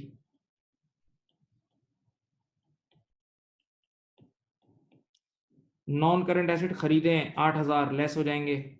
अब कंबाइंड बना रहा हूं, purchase of PP,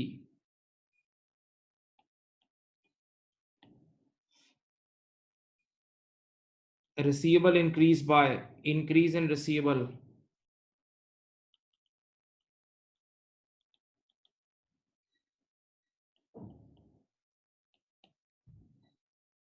decrease in inventory, add हो जाएगा, और पेबल इंक्रीज हुआ है तो वो ऐड हो जाएगा।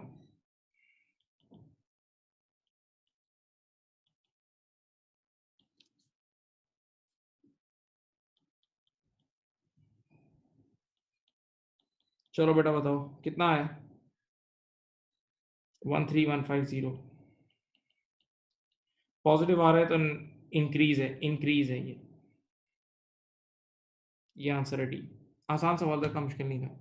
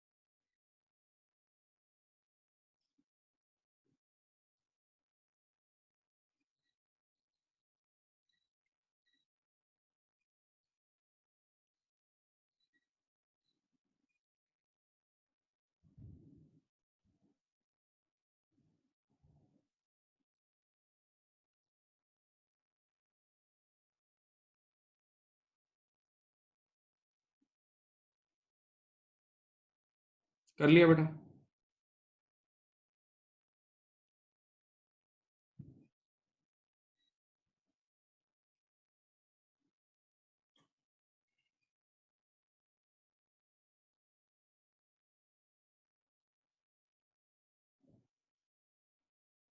क्वेश्चन नंबर 10 कर लिया मेरे बच्चों?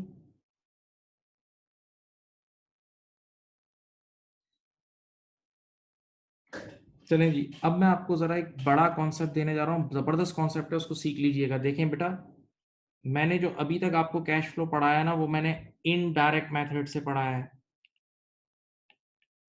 अभी तक जो मैंने आपको कैश फ्लो पढ़ाया वो इनडायरेक्ट मेथड से पढ़ा है, जबकि असल में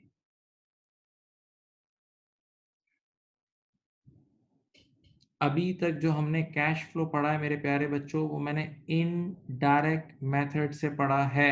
राइट, पढ़ा है। एक और मेथड भी होता है direct method.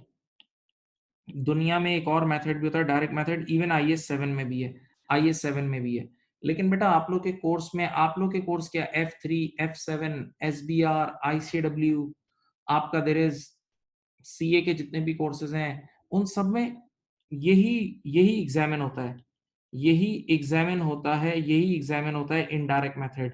Normally 99.9% time indirect method he examine होता है। इवन दुनिया भर में जो कंपनीज भी फाइनेंशियल स्टेटमेंट बनाती है वो इनडायरेक्ट मेथड से ही बनाती है। ठीक है, गौर से सुनना आप। अब मसला क्या है कि इनडायरेक्ट मेथड और डायरेक्ट मेथड में फर्क क्या है तीनों में ऑपरेटिंग है, तीनों में तीन एक्टिविटीज हैं। इसमें भी ऑपरेटिंग है, इन्वेस्टिंग है और फाइनेंसिंग है। इसमें भी वही तीन है, ऑपरेटिंग, इन्वेस्टिंग और फाइनेंसिंग। अब सुनना भाई, देखो मेरी बात सुनो, दोनों मेथड की इन्वेस्टिंग और financing activities ditto copy same है, डिट्टो कॉपी सेम है। दोनों एक्टिविटीज की इन्वेस्टिंग और financing activities ditto copy same है, क्योंकि इन्वेस्टिंग एक्टिविटीज में और फाइनेंसिंग एक्टिविटीज में आना और जाना याद है, पैसों का आना और जाना याद है। इन्वेस्टिंग और फाइनेंसिंग एक्टिविटीज में इनफ्लोज और आउटफ्लोज। तो दोनों की, चाहे डायरेक्ट मेथड यूज करो या इनडायरेक्ट मेथड यूज करो, चाहे डायरेक्ट मेथड यूज करो या इनडायरेक्ट मेथड यूज करो, दोनों की तवज्जो, दोनों की ऑपरेटिंग और इन्वेस्टिंग एक्टिविटीज सेम है। अगर हमसे कोई पूछे, अगर हमसे पूछे कि डायरेक्ट और इनडायरेक्ट मेथड में मेजर फर्क क्या है, अगर हमसे कोई पूछे कि डायरेक्ट और इनडायरेक्ट मेथड में मेजर फर्क क्या है, डायरेक्ट और इनडायरेक्ट मेथड में मेजर फर्क क्या है? तो मेजर फर्क जो है ना वो ऑपरेटिंग एक्टिविटीज का है। फिर बोल रहा हूँ, डायरेक्ट और इनडायरेक्ट मेथड की इन्वेस्टिंग और financing activities ditto copy same है, डिट्टो कॉपी सेम है, कोई फर्क नहीं है। फर्क किसका है? ऑपरेटिंग एक्टिविटीज का। आप सुनो, डायरेक्ट मेथड की ऑपरेटिंग एक्टिविटीज में भी आना और जाना होता है, आना और जाना। इसकी ऑपरेटिंग एक्टिविटीज में भी पैसों का आना और जाना होता है, जबकि इसकी ऑपरेटिंग एक्टिविटीज में प्रॉफिट रिकंसिलेशन होती है। इसकी ऑपरेटिंग एक्टिविटीज जो हमने पढ़ी है ना वो प्रॉफिट रिकंसिलेशन होती है, सही है। इनडायरेक्ट मेथड की ऑपरेटिंग एक्टिविटीज पीबीटी से शुरू होती है, इनडायरेक्ट मेथड की ऑपरेटिंग एक्टिविटीज पीबीटी से शुरू होती है और कैश फ्लो पे खत्म होती है।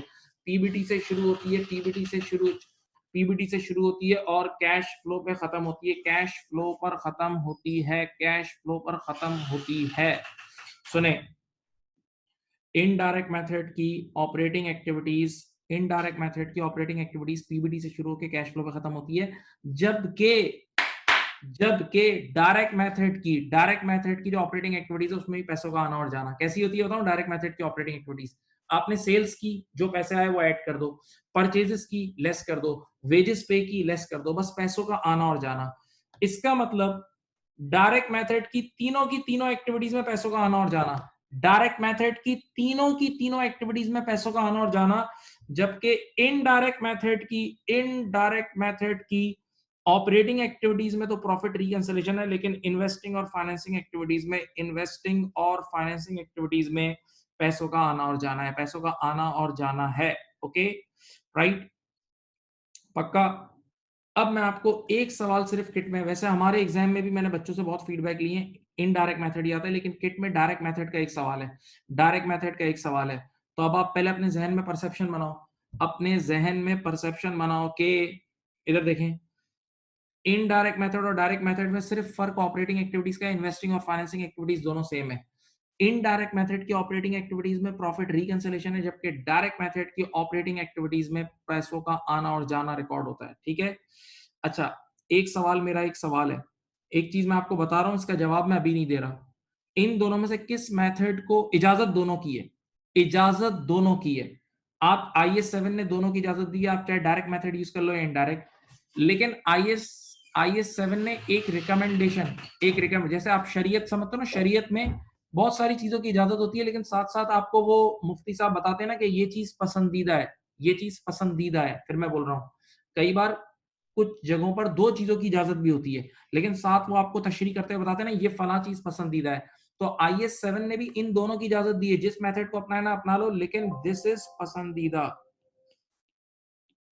ये उसका ये रिकमेंडेड मेथड है, ये उसको ज्यादा पसंद है, डायरेक्ट मेथड ज्यादा पसंद है, डायरेक्ट मेथड ज्यादा पसंद है IS 7 को, ठीक है, ये रिकमेंडेड है। बच्चे ने कहा ऐसा क्यों है? मैंने कहा मैं जवाब नहीं दे रहा, मैंने इसके ऊपर एक रिसर्च बेस्ड वीडियो आज से 1 साल या 1.5 साल पहले शूट की थी, 1.5 साल पहले एक 3 या 4 मिनट की वीडियो शूट की है with a practical example of real life company, एक बड़ी लिमिट मल्टीनेशनल की, उसमें एग्जांपल, एक कहानी है पूरी, बहुत ही लर्निंग वाली वीडियो है। मैं अभी अभी सेंड करूंगा तुम्हें व्हाट्सएप पे, या मेरे यूट्यूब चैनल पे भी जाके दे सकते हो, कैश फ्लो के नाम से, उसको देखना तो तुम्हें गेम समझ में आ जाएगी, उसको देखोगे तो तुम तालियां बजाओगे इंशाल्लाह, ऐसी जबरदस्त बात है, ठीक है। इसको एक नजर लिख लो, इसको लिख लो, फिर मैं इसका सवाल कराता हूँ तुम्हें।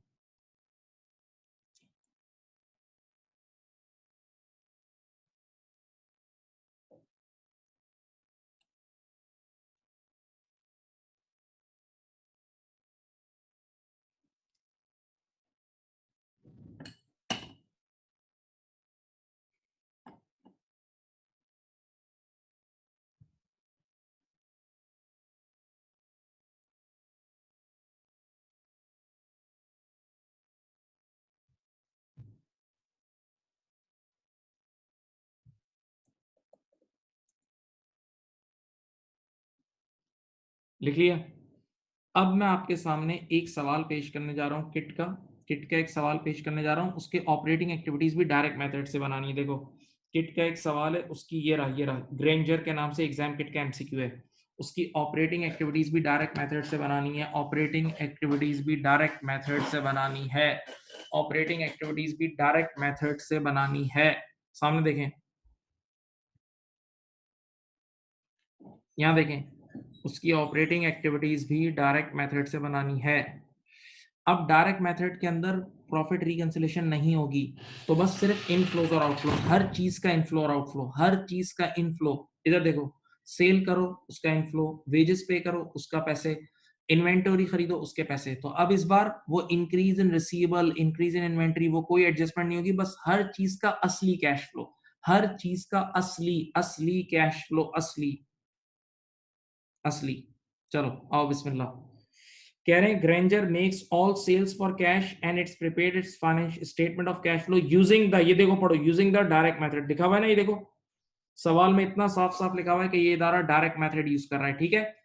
अब हाँ, एक सवाल आया, दोनों मेथड में आंसर सेम आएगा जी, चाहे आप डायरेक्ट यूज कर लो इनडायरेक्ट, सारी एक्टिविटीज के आंसर हमेशा सेम आते हैं, बिल्कुल। चलो बिस्मिल्लाह, अब पैसों का आना और जाना, सिर्फ पैसों का आना और जाना स्टार्ट कर रहा हूं मैं। सबसे पहली चीज है मेरे पास कैश सेल्स, बताओ सबसे पहली चीज क्या है, कैश सेल्स। चलो ईमानदारी से बताओ, कैश सेल से पैसे आए होंगे या गए होंगे, आए होंगे ना, पैसे आए होंगे, कितना है, कैश सेल्स है आपके पास 212,500, 212,500, ओके। फिर कैश परचेजेस, कैश परचेजेस से पैसे गए होंगे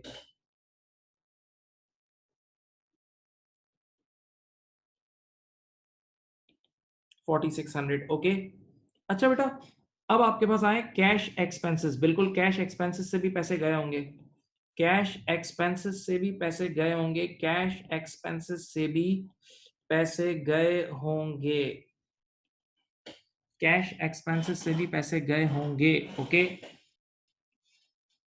अब बेटा, अब एक चीज है क्रेडिट परचेज, क्रेडिट परचेज मेरे बच्चों, एक मिनट, अल्लाह करे तुम्हें याद हो, वैसे होना चाहिए तुम्हें, मैंने खुद कितने बच्चों को पढ़ाया है और पढ़ाया जाएगा भी, control account, creditor control account याद है। तो ये देखो मैंने आपके सामने एक अदद, ये देखें, एक अदद क्रेडिटर कंट्रोल अकाउंट तुम्हारे सामने बनाता हूँ, ये देखो, क्रेडिटर कंट्रोल अकाउंट भी इसको बोलते हैं, परचेज लेजर कंट्रोल अकाउंट भी बोलते हैं। देखो इधर देखो, बताओ payable at the start, opening payable ये रहा, क्लोजिंग पेबल ये रहा, देखो 12,300 इज योर ओपनिंग पेबल, याद है, और क्लोजिंग पेबल कितना है,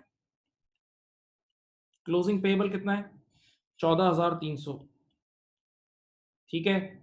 अब मुझे बताओ क्रेडिट परचेजेस कितना है, क्रेडिट परचेजेस, क्रेडिट परचेजेस नजर आ रही है, सब बच्चे जहां बैठे हुए वहां आराम से क्रेडिट परचेजेस की एंट्री बनाए। क्रेडिट परचेजेस की एंट्री बनती है, परचेजेस डेबिट और पेबल क्रेडिट यहाँ आता है, देखो क्रेडिट परचेजेस यहाँ आता है, तुमने बचपन में कहीं ना कहीं लाइफ में पढ़ा हुआ है, कितना है भाई, 123780, सॉरी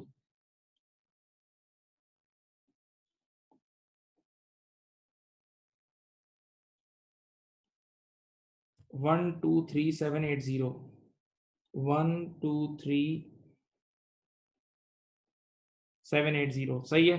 अब आप मुझे बताएं, इधर आ जाएगा कैश पेड टू सप्लायर, ये देखो भाई, देखो जब कैश परचेज करते हैं वो तो इमीडिएटली पैसे देते हैं, लेकिन क्रेडिट परचेज वाले को भी तो पैसे देते हैं ना, क्रेडिट परचेज पे भी तो पैसे देते हैं, वो यहां से निकलेगा। चलो निकालो, इन दोनों को ऐड करके लेस करो,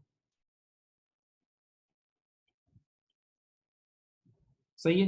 ये आ गया कैश पेड टू सप्लायर, ये भी पैसे आ गए हैं, पेमेंट है, ये भी पेमेंट है।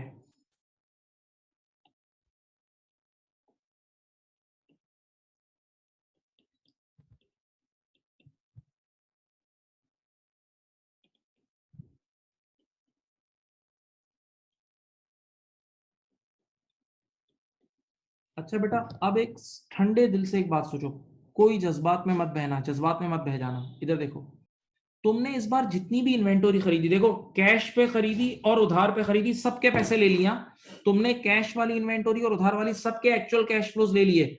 अब बाकी सवाल में कहीं भी इन्वेंटरी गिवन होगी ना, वो सब बेवकूफ बनाने के लिए गिवन होगी, इंक्रीज और इन्वेंटरी और यहाँ कुछ भी नहीं है, यहाँ तुम प्रॉफिट से शुरू नहीं कर रहे, यहाँ रिकंसिलेशन नहीं कर रहे, बस एक्चुअल पैसों का आना और जाना।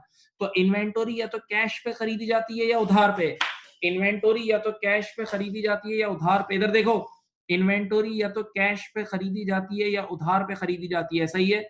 हाँ, हाँ जी याद है, इन्वेंटरी या तो कैश पे खरीदी जाती है या उधार पर खरीदी जाती है, मेरी बात सुने, इन्वेंटरी या तो कैश पे खरीदी जाती है, उधार, हमने दोनों पैसे ले लिए, कैश वाले और उधार वाले दोनों पैसे ले लिए। तो अब इसके बाद मैं इन्वेंटरी की तरफ देखूंगा ही नहीं, आप बेवकूफ बनाने के लिए गिवन होगी, अब जो भी होगी। अब आओ, wages and salaries due, wages and salaries due at the start of the year and end of the year, यार तुम लोग जब छोटे थे, पिछले कुछ अरसे पहले मैंने तुम्हें एक्रूवल्स एंड प्रीपेमेंट पढ़ाया था। एक्रूवल्स एंड प्रीपेमेंट में तुम्हें वेजेस पेबल अकाउंट भी पढ़ाया है, रेंट पेबल, ये सारे अकाउंट बनाए थे, याद है? तो बेटा अब मैं देखो तुम्हारे सामने यहाँ एक अदद वेजेस पेबल अकाउंट बना रहा हूँ। एक अदद वेजेस, ये देखो वेजेस पेबल अकाउंट बना रहा हूँ, इधर देखो। बताओ मेरे पास ओपनिंग एक्रूड कितना है, यहाँ चेक करें। ओपनिंग एक्रूड है मेरे पास 1500। बताओ मेरे पास क्लोजिंग एक्रूड कितना है, 2300। अब बताएं wages and salaries expense for the year कितना है। एक्सपेंस फॉर द ईयर यहाँ आता है, पीएनएल यहाँ आता है, कितना है? 34,600 याद है? ये सब तुमने पढ़ा हुआ है। अब मुझे बताओ कैश कितना आया, वेजेस एक्चुअली पेड कितनी आई, कैश कैश वेजेस पेड कितनी आई? 33,800। 33,800 आपकी वेजेस पेड है। तो वेजेस पेड करोगे तो आउटफ्लो हुआ होगा ना, वेजेस पे करोगे तो आउटफ्लो हुआ होगा ना, लेस वेजेस पेड।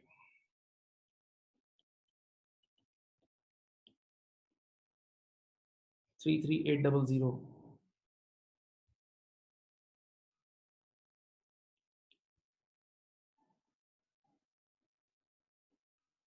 ठीक है, वेजेस पेड है 33,800।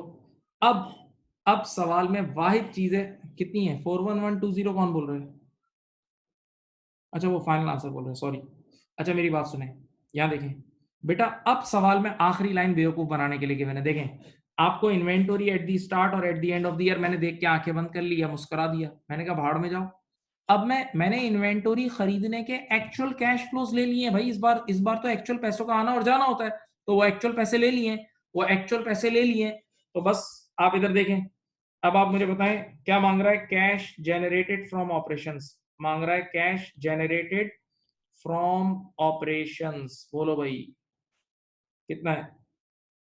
41120, ये आंसर है, ये आंसर है। चलो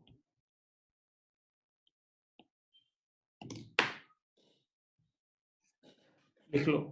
तो डायरेक्ट मेथड की ऑपरेटिंग एक्टिविटीज में प्योर पैसों का आना और जाना, डायरेक्ट मेथड की ऑपरेटिंग एक्टिविटीज में प्योर पैसों का आना और जाना, जबकि इनडायरेक्ट मेथड की ऑपरेटिंग एक्टिविटीज में प्रॉफिट रिकंसिलेशन, सफर उसमें शुरू होता है प्रॉफिट से और खत्म होता है कैश फ्लो पे।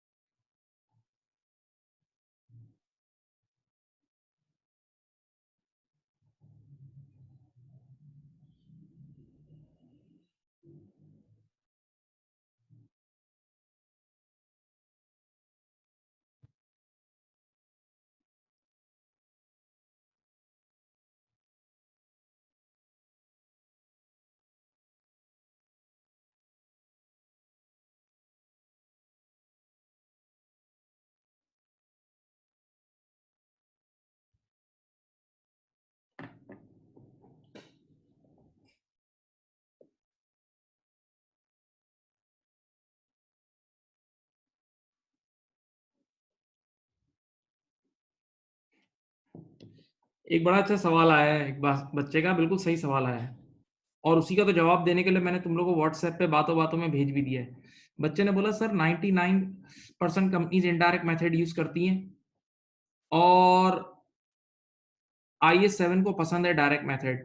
रिकमेंडेड और पसंदीदा मेथड डायरेक्ट मेथड है, ऐसा क्यों? ये वो वीडियो देखोगे तो पता लगेगा ना, वीडियो देखनी पड़ेगी बेटा, ऐसे थोड़ी होता है। वही तो ज़बरदस्त बात है। इसका जवाब छोटा-सा बताऊँ? इनडायरेक्ट मेथड में काम चोरी है, डायरेक्ट मेथड में आँसू निकल जाते हैं, इतने बड़े-बड़े आँसू निकलते हैं, इतनी मेहनत है कि कमर दर्द हो जाती है। लेट नाइट बैठना पड़ता है एम्प्लॉइज़ को लेट लेट सेटिंग करनी पड़ती है। हमने अपनी आँखों से देखी है, कंपनी रात के 2-2 बज जाते थे एम्प्लॉइज़ को। डायरेक्ट मेथड वो ज़ालिम चीज़ है।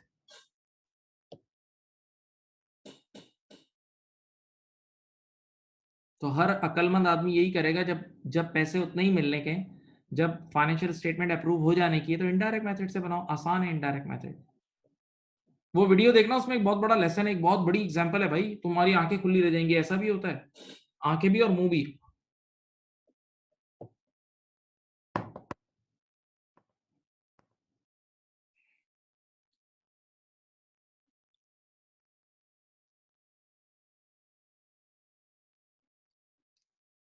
ये सवाल कर लिया, कॉपी कर लिया। अब आज की सवाल का एक आखिरी एमसीक्यू रह गया, बहुत अच्छा एमसीक्यू है, वो एमसीक्यू हो जाएगा। उसके बाद क्या होगा बताऊँ? किट का मैंने हर मुश्किल चीज़ करा दी है। अब किट की आसान चीज़ें तुम लोग के लिए छोड़ दी हैं। मुश्किल चीज़ें सारी हो गई हैं, आसान छोड़ दी हैं तुम लोग के लिए फिर। एक सवाल रह गया, वो करा देता हूँ।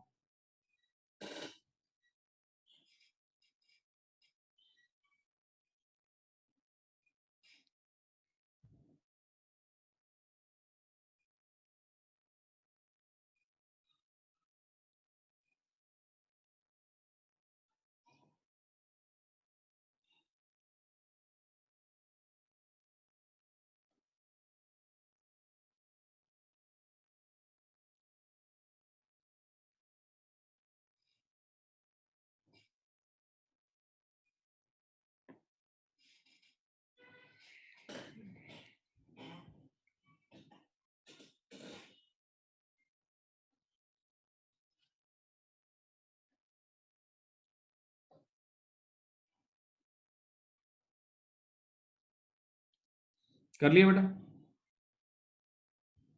मैं मूव कर रहा हूँ स्क्रीन। चलो बिस्मिल्लाह। ये लो। ये वैसा ही सवाल है, अब जो सवाल मैं कर रहा हूँ हॉवर्ड कंपनी के नाम से, ये वैसा ही सवाल है यार जो हमने कल हेड्रियन और सार्जेंट, याद है? हेड्रियन, हाँ, हाँ, मुझे भी भूख लग रही है। हेड्रियन और सार्जेंट के नाम से जो सवाल, हेड्रियन और सार्जेंट के नाम से जो सवाल कराया था, एक बच्चा कह रहा है उसे भूख लग रही है। तो ऑनलाइन क्लास में खाना-पीना करते रहा करो ना, साथ-साथ लेके बैठ जाया करो। मैं भी तो खा रहा होता हूँ साथ-साथ। बात सुने, मेरे बच्चों, कल तुमने हेड्रियन और सार्जेंट वाला जो सवाल किया था, उसमें तुम रिटेन अर्निंग के रास्ते पीबीटी निकालते थे उल्टा चढ़ के। रिटेन अर्निंग के रास्ते पीबीटी निकालते थे उल्टा चढ़ के, याद है? बस वैसा ही सवाल है, लेकिन बस पीबीटी नहीं निकालना, पीबीआईटी निकालना है। रिकॉर्ड पढ़ो। What is the Harvard companies operating profit? आपने रेशियोज पढ़ा हुआ है, ऑपरेटिंग प्रॉफिट का मतलब होता है पीबीआईटी। तो क्वेश्चन में निकालना है पीबीआईटी। बस ये आखिरी सवाल दिल से पढ़ लो, लग के पढ़ लो, इसको निपटा दो, बस खत्म हो जाएगा। सही है? अब सुनो, आपके पास एक चीज है 2006, एक 2007 है। मैंने आपको पहले ही बोला था कि तुम्हें रिटेन अर्निंग का याद है? रिटेन अर्निंग का सोशी का रिटेन अर्निंग का कॉलम बनाना होता था। ये देखें, ये फॉर्मेट होता था। ओपनिंग रिटेन अर्निंग आप लिखते थे, ऐड करते थे इसमें पीएटी, याद है? लेस करते थे ऑर्डिनरी डिविडेंड्स, और फिर आपके पास आ जाती थी closing retained earning, closing retained earning. ठीक है बेटा? होश बहुत ज्यादा चाहिए, प्लीज कंसंट्रेट। यार आपको इस क्वेश्चन में आपको रिटेन अर्निंग की जगह एक वर्ड गिवन है, एक्यूमुलेटेड प्रॉफिट। यार एक्यूमुलेटेड प्रॉफिट और रिटेन अर्निंग एक ही चीज होती है। एक्यूमुलेटेड प्रॉफिट और रिटेन अर्निंग एक ही चीज होती है। एक्यूमुलेटेड प्रॉफिट और रिटेन अर्निंग एक ही चीज होती है। हाँ, राइट। अब मुझे बताएं, ओपनिंग रिटेन अर्निंग कितनी है? ओपनिंग रिटेन अर्निंग 2006 है, 2006 72,000 ओपनिंग रिटेन अर्निंग है, ये देख लो। और क्लोजिंग रिटेन अर्निंग है 82। ओपनिंग रिटेन अर्निंग है 72, क्लोजिंग 82 है, नजर आ रही है? ओपनिंग 72 है, क्लोजिंग 82 है। अब यार कल के सवाल आसान थे, आज टेक्निकल सवाल है। यार आपको डिविडेंड गिवन है, आपको डिविडेंड का भी ओपनिंग और क्लोजिंग लायबिलिटी गिवन है, डिविडेंड की भी ओपनिंग और क्लोजिंग लायबिलिटी गिवन है। ये मुझे समझानी है, बहुत अच्छी तरह समझानी है। देखो, डिविडेंड की ओपनिंग और क्लोजिंग लायबिलिटी गिवन है, नीचे लिखा हुआ है all dividends were declared and proposed before the year and. Very important line, ये देखो एक लाइन लिखी हुई है, all dividends were declared and proposed before the year and. बेटा इधर देखें, सब देखें, यहाँ सामने देखें। यार ये साल है आपका 31 दिसंबर 2006, सब बच्चे यहाँ देखें, और ये वाला साल है 31 दिसंबर X7, ठीक है। हाँ यार, पिछले साल देखो ओपनिंग डिविडेंड पेबल है 1200, देखो पिछले साल यहाँ ईयर एंड से पहले पहले डिविडेंड डिक्लेयर हो गया। पिछले साल के, बहुत गौर से देखें बेटा, ये मजाक नहीं है, पिछले साल के एंड होने से पहले पहले डिक्लेयर हो गया डिविडेंड। आपको ये डायलॉग मैंने खुद लिखवाया था, once dividend is declared in the AGM it becomes the current liability of the company.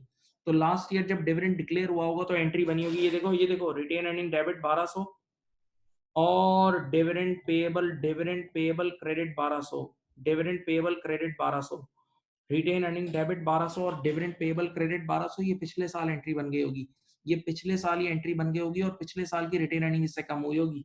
अब बताओ, इधर इस साल के एंड पे लायबिलिटी आ रही होगी 1200, इस साल के एंड पे 31 दिसंबर 2006 के एंड पे लायबिलिटी आ रही होगी 1200। तो ये डिविडेंड डिक्लेयर पिछले साल हुआ है और ये पे होगा, ये पे होगा इस साल, ये पे होगा इस साल, ठीक है। अब आप मुझे बताएं, ये जो 1200 वाला डिविडेंड है, इसकी डिक्लेयर की एंट्री तो लास्ट ईयर ही बनी है ना, इसकी एंट्री तो लास्ट ईयर ही बनी होगी ना। तो इसने लास्ट ईयर की रिटेन अर्निंग, इसने लास्ट ईयर की रिटेन अर्निंग यानी लास्ट ईयर की सोशी को हिट किया होगा। अब इधर देखो, इस साल के एंड पे, इधर देखें, इस साल के एंड पे डिविडेंड कितना है 1600। भाई यहाँ ईयर एंड से पहले फिर डिविडेंड डिक्लेयर हुआ, इधर फिर डिविडेंड डिक्लेयर हुआ 1600। तो इस साल जब डिविडेंड डिक्लेयर हुआ होगा 1600 का, तो इस साल की एंट्री बनी होगी रिटेन अर्निंग डेबिट और डिविडेंड पेएबल क्रेडिट 1600, सही है। अब आप मुझे बताएं, ये वाला डिविडेंड ईयर एंड पे लायबिलिटी में जाएगा, ईयर एंड पर ये अनपेड है 1600, ठीक है, और ये अगले साल पे होगा। अब आप अपनी अदालत, आपकी भी एक अदालत है, जमीर की एक अदालत है आपकी। देखो ये रहा अपना अकाउंटिंग पीरियड, मैंने रेड पेन से बॉर्डर बना रहा हूँ, ये देखो ये अपना अकाउंटिंग पीरियड है। अपने अकाउंटिंग पीरियड में रिटेन अर्निंग वाली एंट्री कितने से बन रही है, जरा मुझे लिख के बताओ यहाँ। अपने अकाउंटिंग पीरियड में रिटेन अर्निंग वाली एंट्री कितने से बन रही है?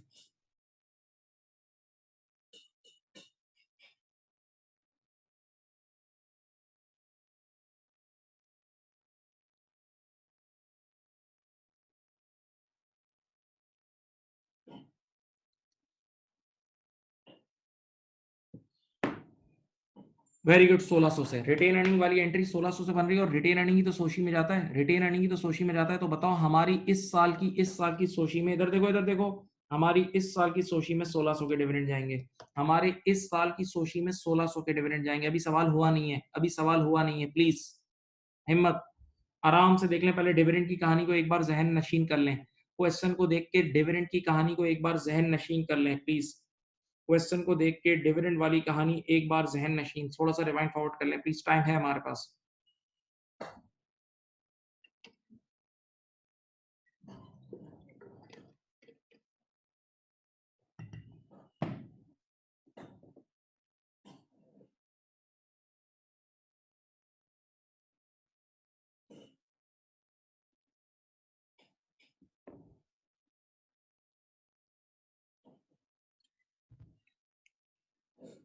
नहीं बेटा, पेड लेस नहीं होता, जो रिटेन अर्निंग वाली एंट्री है वो पोस्ट होती है, जो रिटेन अर्निंग वाली एंट्री है पोस्ट होती है। देखो रिटेन अर्निंग नजर आ रहा है, वो लास्ट वाले सवाल अलग थे।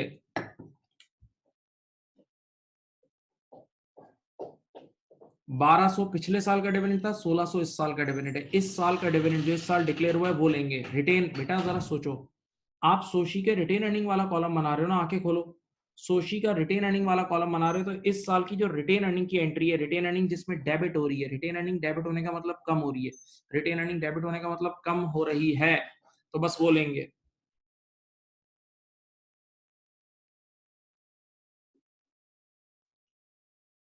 अब चलो, कोई अल्लाह का वली, कोई अल्लाह का वली मुझे बताए पीएटी कितना आया। चलो भाई पीएटी निकाल लेते हैं, सुनो 1600 वहां जाके ऐड हो जाएगा, 1600 वहां जाके ऐड हो जाएगा और फिर 72,000 लेस होगा, 11,600 आ जाएगा।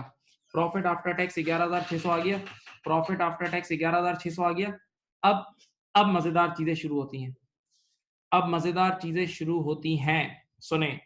एक बार पीएटी आ गया, इसको यहाँ से बाहर निकाल लो, याद है अपन बाहर निकालते थे यहाँ से, इधर ये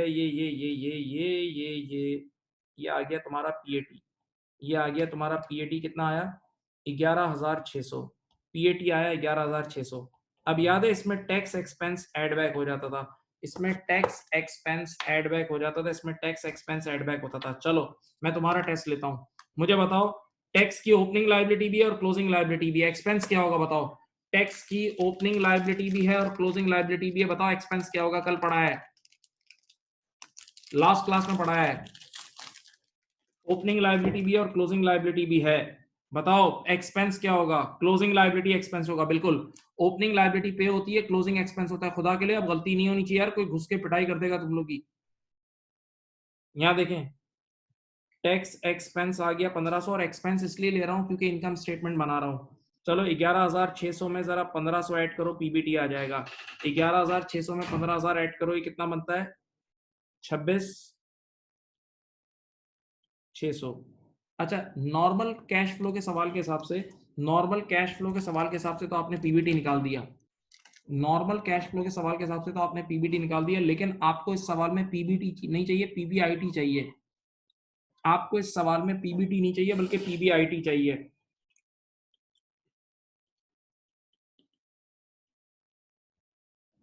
आपको चाहिए पीबीआईटी। बस एक आखिरी सवाल, आपको इंटरेस्ट एक्सपेंस भी ढूंढना होगा। सवाल में इंटरेस्ट एक्सपेंस भी ढूंढना होगा, मैं ढूंढ दूंगा। आपने नहीं परेशान होना, मैं ढूंढ दूंगा। बस पहले इसको एक नजर देख लो, इसको एक नजर देख लो। मैं हमें पीबीआईटी निकालना है।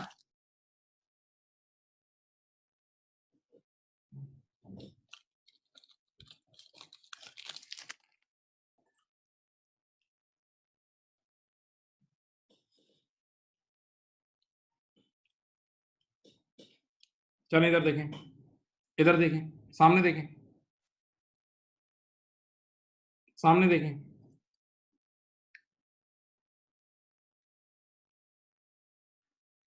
अब इधर देखो यार, आपने 10% के लोन नोट नजर आ रहे हैं आपको? देखो इधर देखो, 10% का लोन नोट, ओपनिंग 30,000 है, क्लोजिंग 40 है। देखो लोन नोट तुम्हारा ओपनिंग 30 है, क्लोजिंग 40 है। इसका मतलब क्या बताऊं, इस साल आपने नया लोन लिया है, इस साल आपने नया लोन लिया है। बड़ा फैसला कौन बातें करने जा रहा हूं, इधर देखें, यहां देखें। आपका ये अकाउंटिंग पीरियड है, ये आपका अकाउंटिंग पीरियड है। ये देखें, ये है 31 दिसंबर X6 बेटा देखें, और ये 31 दिसंबर X7 है। पूरी क्लास बोर्ड पे देख ले, यहां आपका लोन था 30,000 का और यहां लोन 40 का है। प्लीज जमीर की अदालत को जिंदा रखो, दिल को जिंदा रखो। इसका मतलब आपने इस साल एक नया लोन लिया है, इस साल एक नया लोन लिया है 10,000 का। अब सारा फैसला डिपेंडेंट है लोन कब लिया है, सारा फैसला डिपेंडेंट है लोन कब लिया है। सवाल में पढ़ो, चलो पढ़ो। The additional 10% loan notes were issued on 1st of January X7। बेटा साल के पहले दिन ही लोन ले लिया, साल के पहले दिन ही लोन ले लिया। देखो नया लोन, इधर देखो, इधर तो देखो। ईयर के स्टार्ट, लास्ट ईयर के एंड पे 30,000 का लोन था, इस साल के बिगिनिंग में 10,000 का और लोन लिया, तो साल के पहले दिन ही 40,000 हो गया होगा ना यार। लास्ट ईयर के एंड पे 30 था और इसी साल के पहले दिन 10,000 का और लोन ले लिया, तो साल के पहले दिन से ही लोन 40,000 हो गया ना। जब साल के पहले दिन से ही लोन 40,000 हो गया, तो इस पूरा साल सामने वाली पार्टी के 40,000 यूज किए, इस पूरा साल सामने वाली पार्टी के 40,000 यूज किए। जब पूरा साल सामने वाली पार्टी के 40,000 यूज किए, तो आउटस्टैंडिंग लोन जो पूरे साल का होगा वो 40,000 होगा। 40,000 का 10% ले लो, 40,000 का 10% कितना होता है? 4,000। ये तुम्हारा इंटरेस्ट एक्सपेंस है, ये 4,000 तुम्हारा इंटरेस्ट एक्सपेंस है। ये इंटरेस्ट एक्सपेंस तुम एड बैक जैसे ही करोगे ना, तो मेरे बच्चों तुम पीबीटी तक पहुंच जाओगे, तुम पीबीटी तक पहुंच जाओगे 30, पीबीआईटी तक पहुंच जाओगे 30,600। 30,600 तुम्हारा आंसर है, 30,600 तुम्हारा आंसर है। देख लो भाई, 30,600 तुम्हारा आंसर है, सही। अच्छा बेटा, एक चीज इसमें पूछ सकते हैं, कोई बच्चे के जहन में आ सकता है, अगर ये नया लोन ईयर के मिड में इशू हुआ होता, अगर ये नया लोन ईयर के मिड में इशू हुआ होता, तो पहले 6 महीने का इंटरेस्ट अलग निकलता, अगले 6 महीने का अलग निकलता। अगर ये नया लोन ईयर के मिड में इशू हुआ होता, तो पहले 6 महीने का इंटरेस्ट अलग निकलता, अगले 6 महीने का अलग निकलता। सही है, इतना आप लोगों को अब आना चाहिए, वरना यार मैं यही बोलूंगा शर्म करो, और कुछ नहीं बोल सकता। चलो कॉपी कर लो, कॉपी करो, ये सब कॉपी करो। ये सवाल बहुत अच्छा सवाल था। उम्मीद है आप लोग समझ गए होंगे, कल मैंने आपको इसके जैसे 2 सवाल पहले करा चुका हूं।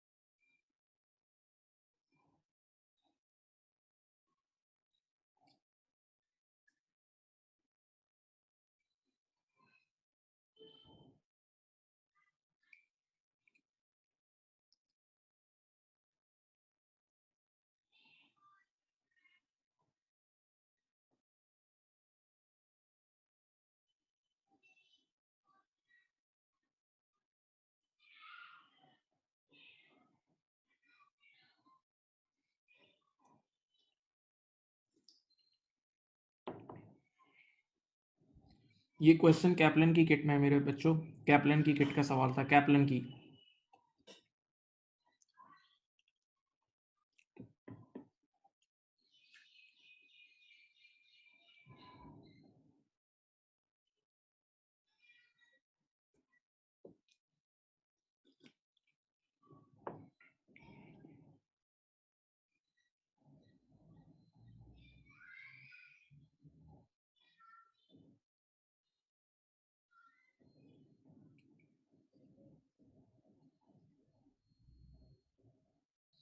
एक बच्चा पूछ रहा है इंटरिम डिविडेंड का एक वर्ड है बेटा, मैंने अभी ये डिस्कस नहीं किया, जब बताऊंगा तो मैं डिविडेंड अलग से भी एक बार पढ़ाऊंगा, बहुत तफसील से पढ़ा दूंगा, बेफिक्र हो जाओ, डरो मत।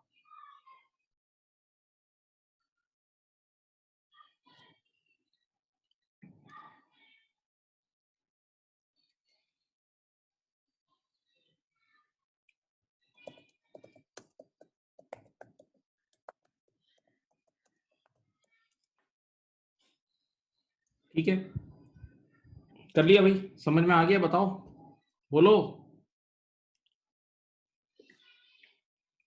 रिप्लाई तो कर दो यार, कितने तुम लोग मतलबी हो गए हो यार, अजीब ये दुनिया बड़ी मतलबी है।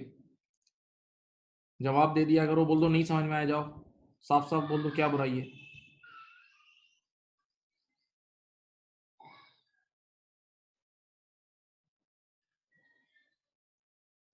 लिख लो लिख लो लिख लो।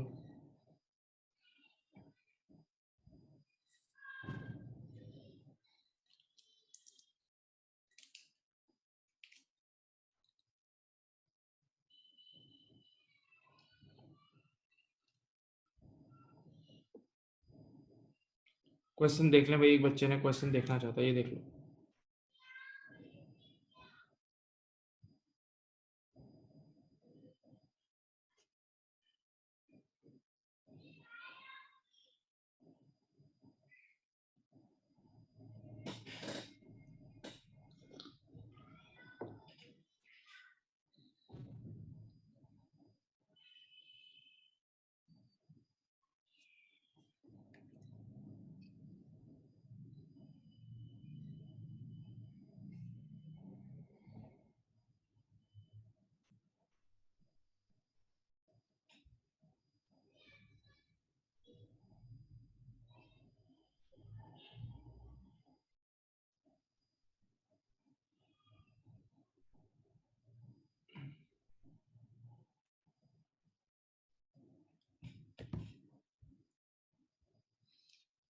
अच्छा अब देखो मेरी बात सुनो, अब तुम लोगों ने क्या करना है, मैंने अपनी तरफ से, मेरी तरफ देखें,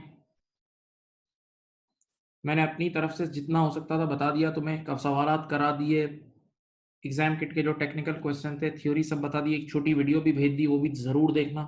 ठीक है, आप लोगों ने अब क्या करना है, अब आपने एग्जाम किट करनी है, सारी किट्स भी आप लोगों को भेज दी है, एग्जाम किट्स करनी है, दोनों किट्स के ओटी केसेस बड़े छोटे लंबे छोटे सारे सवाल कर लेने हैं, सही है, ओके राइट, आपने सारे क्वेश्चन निपटा देने हैं, और फिर आपने टेस्ट के लिए प्रिपेयर होना है, ठीक है, ताकि आप लोग एग्जाम दे सकें। अब आप लोगों को पता है एग्जाम भी आप लोग के होंगे, ठीक है,